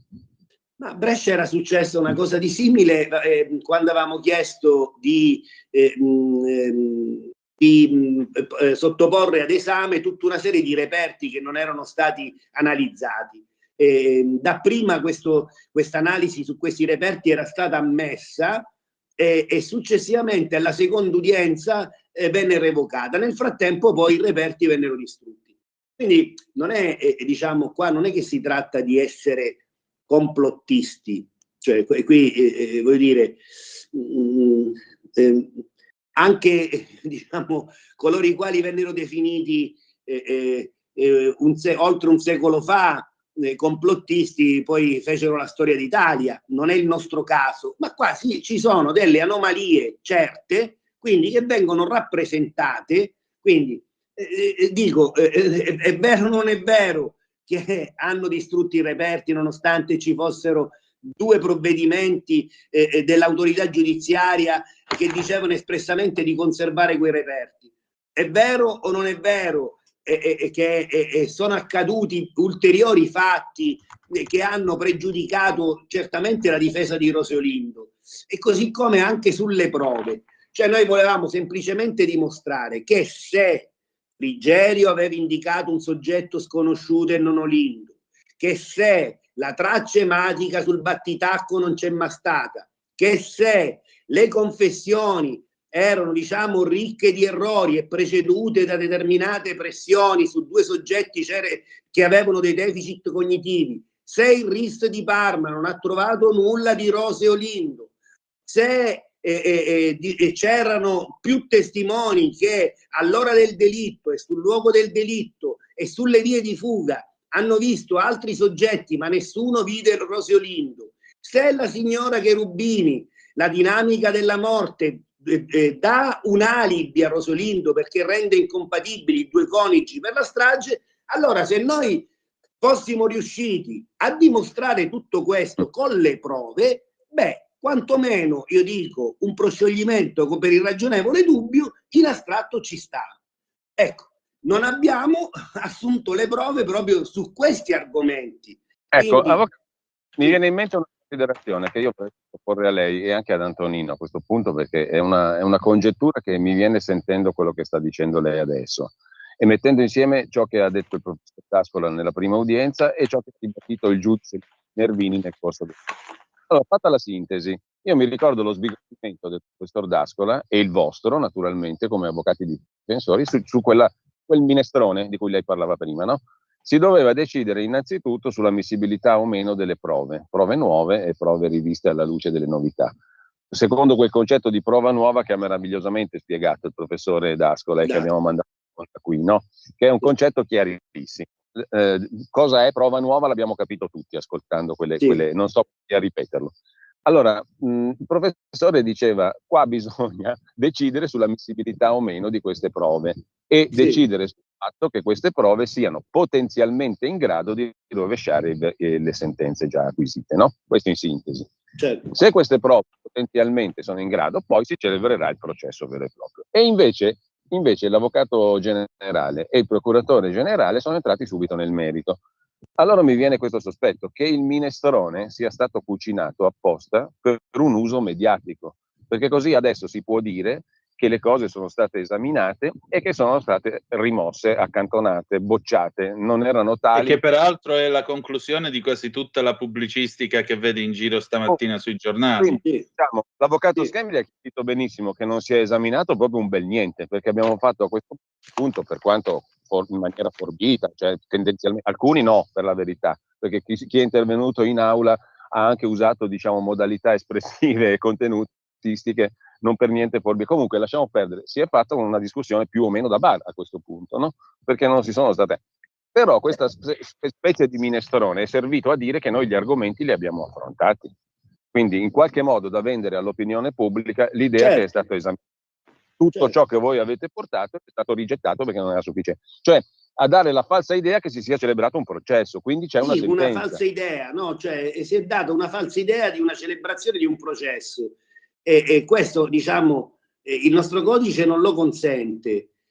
Però, ecco, fossi stato dall'altra parte e avessi temuto, diciamo, proprio l'assunzione delle prove, probabilmente avrei agito anch'io in questo modo, dando questa impressione sostanzialmente di un processo celebrato, senza però assumere le prove, perché poi una volta ammesse sarebbe stato più difficile fermare, ecco, arrivare a una sentenza di questo tipo. Quindi voglio dire, noi ne prendiamo atto, i provvedimenti si rispettano, ma dissentiamo fermamente su come si è proceduto e soprattutto su... Allora, per capirci, ma anche perché io credo sia utile per chi ci ascolta, cioè se fosse proceduto secondo i criteri di legge oggettivi, si doveva decidere se astrattamente il materiale, astrattamente vuol dire potenzialmente, il materiale che voi avete raccolto, le prove che avete addotto, la vostra richiesta di revisione, era tale, diciamo, da poter incidere su ciò che era passato in giudicato. Solo questo. Prima si doveva giudicare se fosse ammissibile, dopodiché si sarebbe svolto il processo con l'assunzione di testimoni, prove, eccetera. Questo era il procedimento corretto. Il minestrone iniziale è servito solo a vendere al pubblico l'idea che è stato celebrato un processo che ancora non c'è. E la cosa incredibile è che non c'è ancora dopo 18 anni. Allora io mi domando, il fatto che io all'inizio ingenuamente, avvocato, no? Perché noi siamo talmente menti diaboliche, raffinate e complottatori, che ingenuamente io credevo che quando la Corte d'Appello di Brescia fissa un'udienza, ho detto allora si celebra il processo, secondo le forme che lei ha descritto prima. Non mi immaginavo il minestrone a uso mediatico, perché questa allora, è una cosa orrenda. Faccio un chiarimento su questo, perché è una procedura abbastanza complessa quella della revisione. Allora, quando la Corte d'Appello ha fissato le udienze e ha emesso un decreto di citazione a giudizio, ha fissato un processo. Quindi ha stabilito la Corte d'Appello di Brescia e non i complottisti di fare un processo. Per arrivare a quello significa che la Corte d'Appello di Brescia aveva fatto già la sua valutazione preliminare, ritenendo che le prove in astratto fossero in grado di ribaltare la sentenza, altrimenti non avrebbe fissato il processo. Quindi questo è il primo punto. Poi è anche vero che in qualsiasi fase prevede il codice, si possa tornare indietro e dichiarare l'inammissibilità. Però quante volte è accaduto questo? Raramente una volta fissato un processo. Quando si fissa il processo poi si celebra il processo e i processi iniziano con la richiesta di ammissione delle prove. Cioè sentiamo, ecco, naturalmente non è questo il caso, Giulio Canarca, cioè, sentiamo quello e quindi diciamo uno indica l'argomento sul quale dovrà riferire Giulio Canarca, no? A questo punto il giudice, magari se l'argomento è Giulio Cainarca dovrà riferire sul colore di un aereo, diciamo, faccio questo esempio, naturalmente se questo argomento è aderente all'oggetto della causa, non è che io do per scontato, prima di assumere la testimonianza di Giulio Cainarca, che diciamo l'aereo è giallo perché l'avvocato ha detto che Giulio Cainarca dice questo. Devo convocarlo, devo chiamare Giulio Cainarca e Giulio Cainarca ci racconterà cosa ha da dire. È così che si assume la prova. Quindi se io dico che l'aereo dirà che è giallo e invece il procuratore generale dirà non è vero, Giulio Cainarca dice rosso, non vale un bel nulla. Dovrà poi Giulio Cainarca comparire davanti al giudice e chiarire cosa ha da dire. Ecco, quello che non si è fatto a Brescia è proprio quello, cioè si è potenzialmente, sostanzialmente data l'impressione, come diceva lei, che il processo si stava celebrando, ma in realtà non si è mai celebrato, perché il processo, il nucleo del processo è l'assunzione di queste prove. Allora, avvocato, abbiamo delle telefonate, anzi io, se sei d'accordo Antonino, direi che possiamo aprire le linee a chi vuole intervenire. Sì, perché... signore, anche perché ci sono pure delle zappe, dei WhatsApp arrivati al 340 Poi c'è Luigi, Antonino, però mi sembra di poter, avvocato, le chiedo questo, si può riassumere così: allora si fissano le udienze, quindi si apre un processo e si arriva a sentenza senza aver celebrato il processo. Ecco, l'ha riassunto perfettamente, cioè qui, e questa è l'anomalia, la nostra, quel vizio che noi abbiamo iniziato cioè a comprendere come si andava avanti. Già l'avvocato D'Ascola aveva detto sin dalla prima udienza. E poi naturalmente si è concluso con una sentenza, ma senza fare il processo. Quindi fissiamo le udienze, ergo il processo si apre e lo chiudiamo senza celebrarlo, con una sentenza. Mi sembra un capolavoro. Non so se la Cassazione prevede quindi la celebrazione di un processo, ma che non si è celebrato. Questo, quindi per noi è una fictio iuris, si dice, una finzione giuridica questa, no? Per noi invece è una supercazzola. Prendiamo la telefonata, Giulio, se siamo tutti d'accordo. Pronto, chi è là? Pronto? Sì. Sì, buongiorno, Giovanni da Roma. Benvenuto. Due considerazioni. Volevo chiedere all'avvocato Sghembri se secondo lui sono state prese in considerazione le dichiarazioni del papà del bambino, prese diciamo con la giusta importanza, e seconda cosa se hanno mai valutato il fatto che ci potesse essere un coinvolgimento di qualche miramarcia all'interno delle forze dell'ordine, nel senso qualcuno che protegge qualcuno nell'ambito del discorso della droga. Buongiorno, grazie. E qui aggiungo una cosa, Sghembri. Il cuore della questione qua, il processo che si sarebbe dovuto celebrare, ovviamente mi sembra, non era tanto volto a scoprire chi avesse fatto la strage veramente, ma a mettere insieme gli elementi per cui non sta in piedi la condanna di Olindo Romano e Rosa Bazzi. Chi sia stato poi è tutto un altro discorso, certo, anche se voi avete indicato degli indizi, diciamo. Mi sembra, no? Non so se ci sono altre telefonate. No, per adesso no, possiamo rispondere già a questa. Prego. È corretto, cioè, naturalmente difendendo Linderosa, diciamo, abbiamo sviluppato degli argomenti e quindi avevamo indicato degli elementi di prova in ordine a tutta una serie di elementi che non reggevano e che potevano portare al ribaltamento della sentenza. Poi chiaramente non è compito nostro individuare un altro colpevole, avevamo portato però degli elementi naturalmente su una pista alternativa che già gli inquirenti avevano scandagliato inizialmente prima che gli venissero revocate le deleghe di indagine, insomma. Abbiamo un'altra telefonata, anzi due in coda, se volete le prendiamo in rapida successione, direi. Pronto, sì. Chi è là? Sono Albino, buongiorno. Ciao Albino, dici. Ciao. Allora io ieri mattina vi ho mandato un WhatsApp dove esprimevo tutti i miei dubbi nei riguardi della Corte di Brescia. Io già lo sapete, non ho una grandissima fiducia nella magistratura, purtroppo è così. Però mi ricordavo che già Brescia era proprio il posto, non penso anzi più giusto, anzi forse più errato per poter fare determinate cose per un semplice motivo, perché sono quelli che avevano distrutto le prove. Quindi c'era già un qualcosa di negativo. E quindi era quasi scontato questo risultato, purtroppo. L'ho mandato ieri un WhatsApp, ho detto io non ho alcuna fiducia, adesso indipendentemente da quello che io posso pensare della magistratura, però il fatto di aver mandato tutta questa pratica verso il Tribunale di Brescia, dico, andrà a finire male. Io non lo so che fine faranno queste cose. Oltretutto sono molto, non voglio dire la parola scandalizzato, usiamo la parola amareggiato, per i commenti che ho ascoltato stamattina in rassegna stampa nei riguardi di questa storia, commenti da parte di giornalisti o pseudotali, va bene, che hanno usato delle terminologie che sono contrarie a quella che dovrebbe essere l'etica di un giornalista, magari poi teorie espresse da personaggi che non hanno nessun concetto e non hanno capito niente di questa storia, però hanno voluto dire la loro. Purtroppo la storia è così. Grazie per l'attenzione, buon proseguimento e speriamo in bene. Grazie. Seconda chiamata, pronto chi è là? Il giornalista Pronto? che usa il termine raccolta differenziata per le prove che ha messo insieme la DP, cioè, ma vi rendete conto? La raccolta differenziata si fa con la monnezza, non col diritto. Pronto chi è là? Sì, buongiorno. Io credo che sia valido sempre il detto cane non mangia cane. In questo caso si sono coperti uno con l'altro i giudici. Grazie.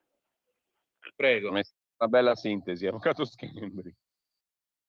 Beh, diciamo... No, su Brescia non c'era altra via. Le Sì, competenze chiaramente territoriali. è competente Brescia per le richieste di revisione che provengono dalla Corte d'Appello di Milano, di fatto, cioè per fatti giudicati a Milano, quindi noi siamo costretti in ogni caso a presentarla a Brescia. Ricordava bene che c'era stato quel precedente che avevamo sottolineato prima di un incidente probatorio volto all'analisi dei reperti e, come dicevo, poi era stato dapprima ammesso, poi alla seconda udienza venne revocato tutto e poi quei reperti che avremmo voluto analizzare li hanno distrutti il giorno nel quale la Cassazione si sarebbe dovuta pronunciare proprio sui reperti.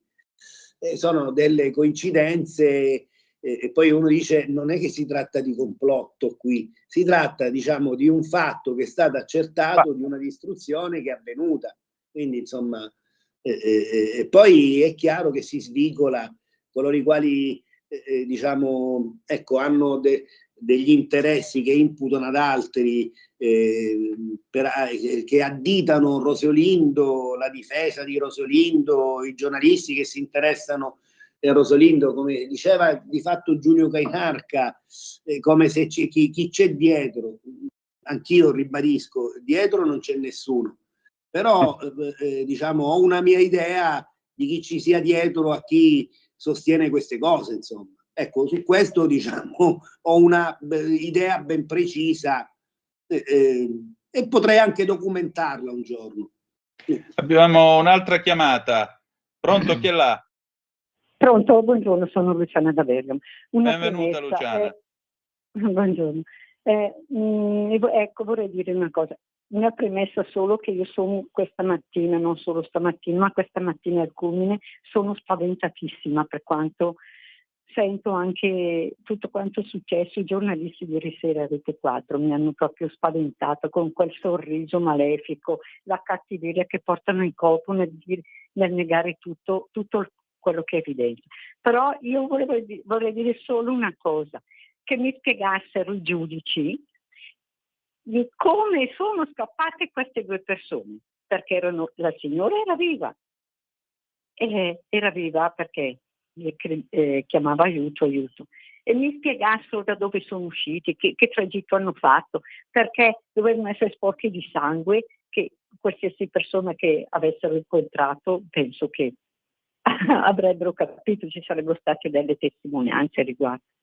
E questo mi spaventa molto molto, a parte che una donna di 1,5 metri non può uccidere una persona di 95 kg senza che questa non potesse reagire. Poi è salito con lo stanghetto la dichiarazione, con lo stanghetto, ma i colli sono stati tagliati con gli adelani, no? Coltelli, va bene. Lui è entrato, girava la casa per cercarsi un coltello, mentre queste due, la mamma e la figlia, se ne stava a guardare questo che al buio che cosa andava a cercare.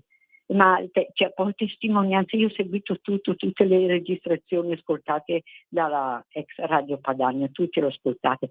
Ci sono delle cose proprio, anche il popolo, come fa a credere che queste due persone possono aver ucciso? Ma questi sono dei professionisti, come ha piccato fuoco Rosa? Sì, con l'accendino. Adesso, quando hanno usato un liquido infiammabile proprio quell'istante. Adesso scusate, vi lascio perché so che sì, c'è un'altra telefonata dietro. È una telefonata, ma la signora ha espresso, diciamo, chiaramente il motivo per cui non si poteva celebrare un processo, secondo me. Perché esaminare queste cose non ne uscivi più con una condanna. Non potevi con una condanna, questo è il punto. Quindi il processo non andava celebrato, secondo i canoni tradizionali e normali e logici di un processo, perché qua ci sono anche elementi di logica elementare. Come facevano a non essere visti è una questione di logica elementare, proprio Certo. di fisica Ma elementare. vede, è proprio la difficoltà di spiegare, per esempio, come diceva la signora, la dinamica della morte della signora Cherubini che renderebbe incompatibili i coniugi. Certo, sarebbe stato difficile spiegare poi, uscirne fuori. E quindi ecco, si è proceduto tramite quel minestrone, utilizzando delle formule miste che magari consentono pure di non spiegare queste cose. Certo. Abbiamo... Sì, pronto, chi è là? Pronto, sono Leandro da Varese. Ciao Leandro. Ciao carissimo Antonino. Senti, io sono partendo per la montagna dove non ricevo la Radio Padania, purtroppo resterò un periodo senza ascoltarvi, però vi penso intensamente. Ho fatto una considerazione mia personale, se è buono o cattivo poi deciderete. Scaricati l'app, così ci ascolti magari. Scaricati non l'app della radio ho sul telefonino. Giulio, ho solo il telefono fisso io. Ok, basta, a posto. Meglio così, ti disinquini. Grazie. Volevo semplicemente dire che noi abbiamo un Presidente della Repubblica che è il capo di quello che può succedere in un tribunale e tutto il resto. Non si sente in dovere di mettere su anche all'Olindo e alla Rosa una medaglietta come va di solito a mettere tutti quelli che si presentano. Sarebbe una bella mossa, pensando lui, visto che dall'alto del suo scranno potrebbe fare delle cose migliori di tutti quelli che dicono di incapaci, ma non sta bene, di chi ci sono in questi tribunali. Ho pensato la mia, vi saluto dalla montagna, vi faccio tanti auguri di buone feste di montagna. Ciao. Grazie, prego. Qui mi permetto di fare un'osservazione che ho fatto già ieri pomeriggio a caldo, la faccio davanti all'avvocato Schembri, che diceva prima la politica non c'entra nulla.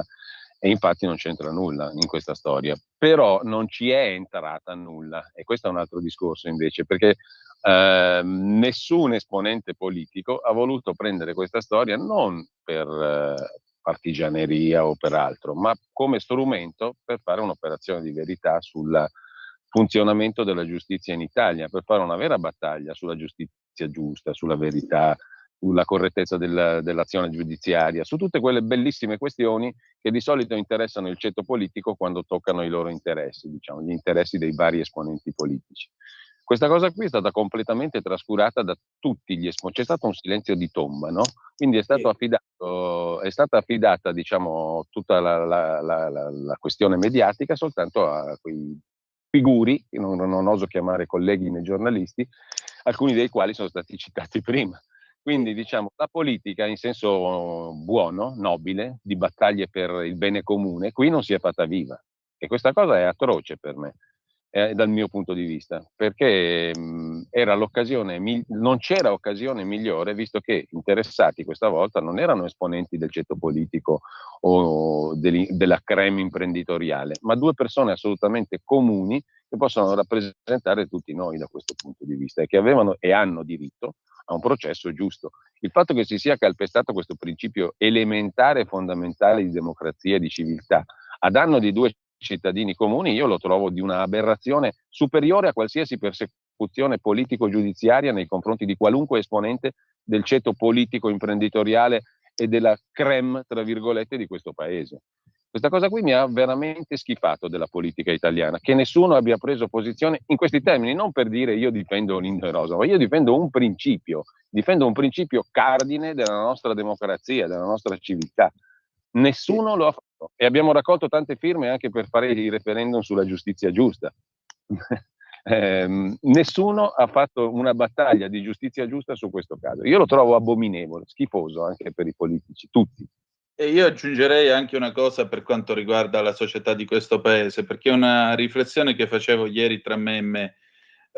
Rosa e Olindo, l'avvocato Schembri, il collegio di difesa, non appartengono alla Procura della Repubblica presso il Tribunale di Facebook, che stamattina tra un cappuccino e un cornetto alla crema sta ovviamente facendo la tifoseria, perché questa non è una partita di pallone.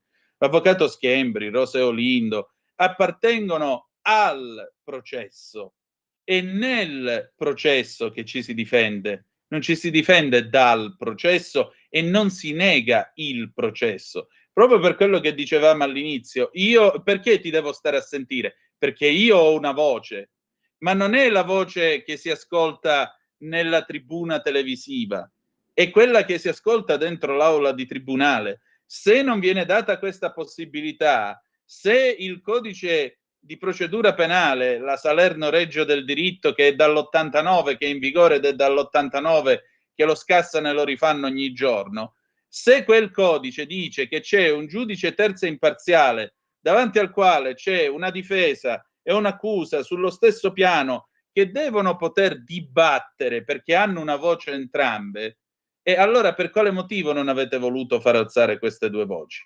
Ecco, Questa è la domanda.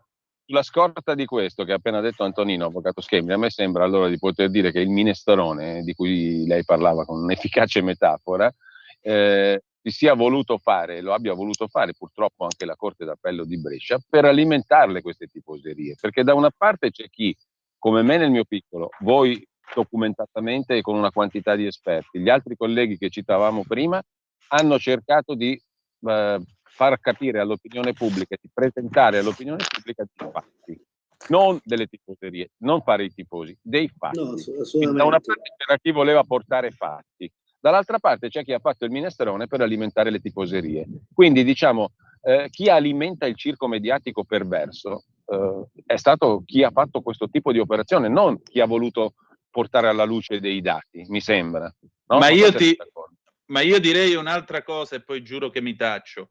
Il fatto che l'avvocato Schembri, il collegio di difesa, Roseo Lindo, tutto questo coacervo di vite e di esperienze non venga lasciato dentro il processo, ma anzi venga dato in pasto, ripeto, al tribunale, presso alla Procura della Repubblica di Facebook e di tutti quelli dei bar, questo è in realtà una negazione totale del concetto di giustizia, perché poi vieni dato in pasto a chiunque, alla casalinga di Voghera, a chiunque che in questo paese si sente intitolato a dire la sua, quando invece la loro l'avrebbero dovuta dire soltanto i magistrati e gli avvocati. Questa è la realtà dei fatti. C'è un'altra telefonata, scusatemi. Pronto, chi è là? Sono Gino della provincia di Brescia, comunque sono Ciao, a Ponte Gino. di Legno e vi ascolto tramite il cellulare. Ecco, Grazie. la considerazione importantissima che ha fatto Giulio Cainarca a proposito dei partiti politici che non si sono interessati, nonostante che sia stata fatta un referendum che è andato a monte, tra l'altro per insufficienza di raggiunto quorum. Ecco, comunque volevo dirvi che ieri sera nella trasmissione di Brindisi c'erano alcuni ospiti, tra cui il fatidico Nucci e altri, in 4 contro 2, e quando parlavano quei due lì per esprimere le loro tesi, venivano sommersi dalle critiche di questi 4, Nucci e compagnia. Insomma, ecco, tutto quello che volevo dirvi è questo qua. Volevo partecipare a grande solidarietà. Io sono passato lì a tribunale ieri mattina. Grande solidarietà a tutti i partecipanti e gli avvocati, eccetera.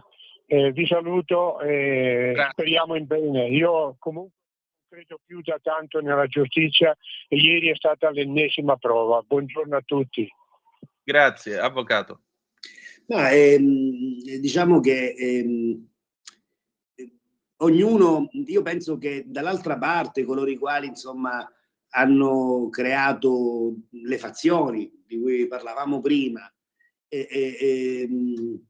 hanno scelto di far parte di una determinata fazione volutamente per un semplice motivo perché c'è stato una sorta di cortocircuito, in questo caso, tra quella che era tanti anni fa un'ipotesi d'accusa diciamo indicata dalla Procura della Repubblica e tanti giornalisti che senza informarsi, leggere gli atti, scrissero per anni determinati articoli senza raccontare i fatti. Quindi di fondo cosa c'è? Di fondo, quando si vede oggi, ecco, hanno indicato una trasmissione televisiva e hanno fatto dei nomi, ecco, il giornalista che gode di una conferma, di una condanna, ma è un godimento personale. Cioè un giornalista che gode di una condanna gode personalmente una soddisfazione personale. È proprio per quel cortocircuito che c'è stato, e cioè il giornalista che difende se stesso poi alla fine. Cioè anni di lavoro, di articoli sballati, di fatti non raccontati, sui quali si vuole stendere un velo, proprio perché quel giornalista che ha seguito un processo non l'ha mai raccontati e quindi li contesta come se non fossero mai accaduti e in realtà sono accaduti. E questo è stato il problema per parecchi anni, a raccontare quei fatti, proprio per questo cortocircuito. Gli italiani quei fatti, molti italiani non li conoscevano neppure, li hanno raccontati veramente in pochi, Giulio Cainarca e poi anche altri. Ma oggi li conoscono, quindi ecco, essere soddisfatti oggi,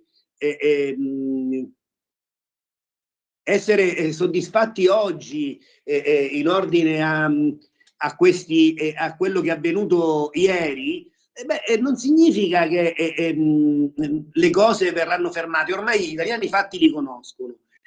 C'è l'avvocato Schembri, ci sono altri avvocati che non saremo noi, ma saranno altri a portare avanti queste cose, perché quando ci sono, diciamo, dei dubbi che vengono sepolti e che non vengono chiariti, aveva una grandissima occasione la Corte d'Appello di Brescia in un senso o nell'altro, cioè chiarire questi fatti. Se i fatti non vengono chiariti, prima o poi si arriverà a chiarirli, perché è necessario, ormai la gente conosce questa vicenda. Certo. E quindi è un dovere sostanzialmente chiarire dei fatti che sono rimasti allo stato oscuri. Io li conosco naturalmente, so come, immagino come sono andate le cose, però in un tribunale questo dovrà essere un giorno, mi auguro, ma quel giorno verrà, diciamo, fatta chiarezza su tutto. Abbiamo 2 telefonate, siamo quasi in chiusura. Pronto? Chi è là? Pronto? Sì. Buongiorno, sono Roberto. Ciao. Di Bologna. Col fatto di ieri mi ha molto innervosito, perché come diceva un vecchio politico che a pensar male è peccato, qua siamo già oltre il peccato dal mio punto di vista, perché quando uno pensa all'allontanamento del cittadino rispetto alle autorità di Stato, è questo. Cioè, se uno è minimamente informato dei fatti, si sente spalle al muro, cioè nel senso, se io dovessi trovarmi in quelle condizioni lì, anche di fronte a dei fatti palesi come questi, come fai a dire io ho ragione quando ti trovi il muro in fronte, dove loro hanno deciso abbiamo ragione noi? Praticamente in questa situazione ti trovi veramente, ringrazio l'avvocato per il messaggio di speranza che sta dando, però è una cosa impressionante, cioè, di fronte a dei fatti compiuti come questi, una chiusura totale, una chiusura impressionante, reale, cioè, non ha significato, cioè, dove sta il diritto del cittadino in questo? Non c'è, cioè, qua c'è di fronte un qualcosa di un'autorità che si è sopraelevata a ogni cosa, dal mio punto di vista. Il mio ragionamento è questo, cioè, vi ringrazio e buona giornata.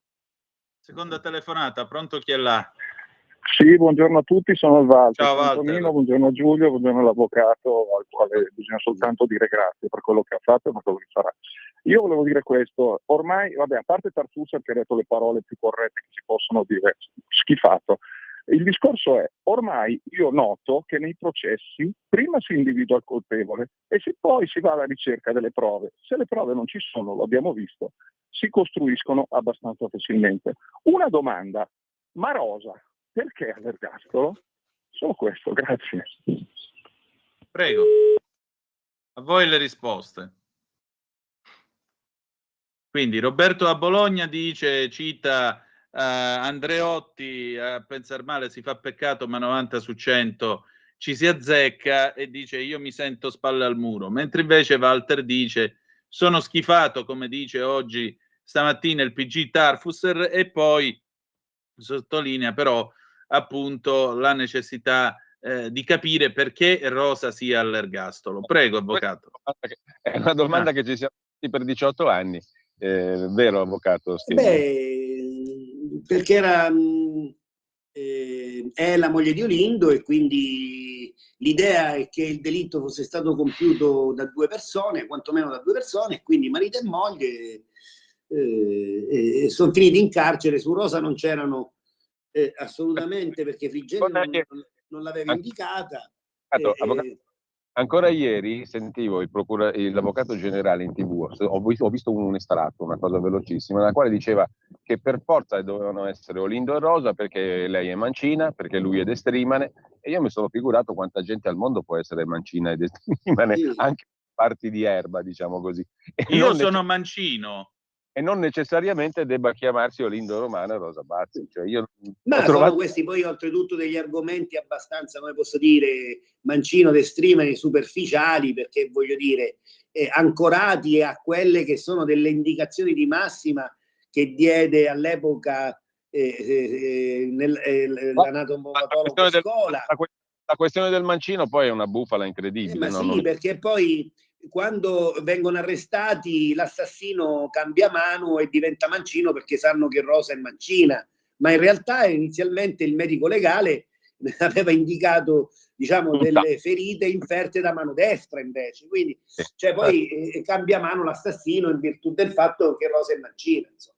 Non è che sono degli argomenti ecco, diciamo veramente ecco, in questo caso posso dire ridicoli, cioè ridicoli sia da un punto di vista tecnico, cioè, ma se io aggredisco di fronte potrei essere mancino, se invece aggredisco la vittima da dietro potrei utilizzare la mano destra. Quindi queste sono delle cose che non possono neanche essere stabilite, cioè quindi quando uno si attacca a queste cose significa che gli argomenti sono veramente pochi. Mi sa che ci dobbiamo salutare, sì.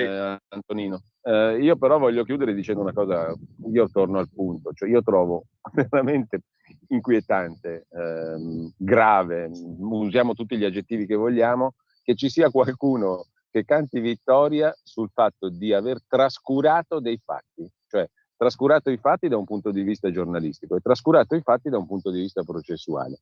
Per me questa è un'aberrazione. Io voglio credere con l'avvocato Schembri che a questa aberrazione verrà posto rimedio, che si arrivi, diciamo, alla verità, all'esame dei fatti e quindi alla verità.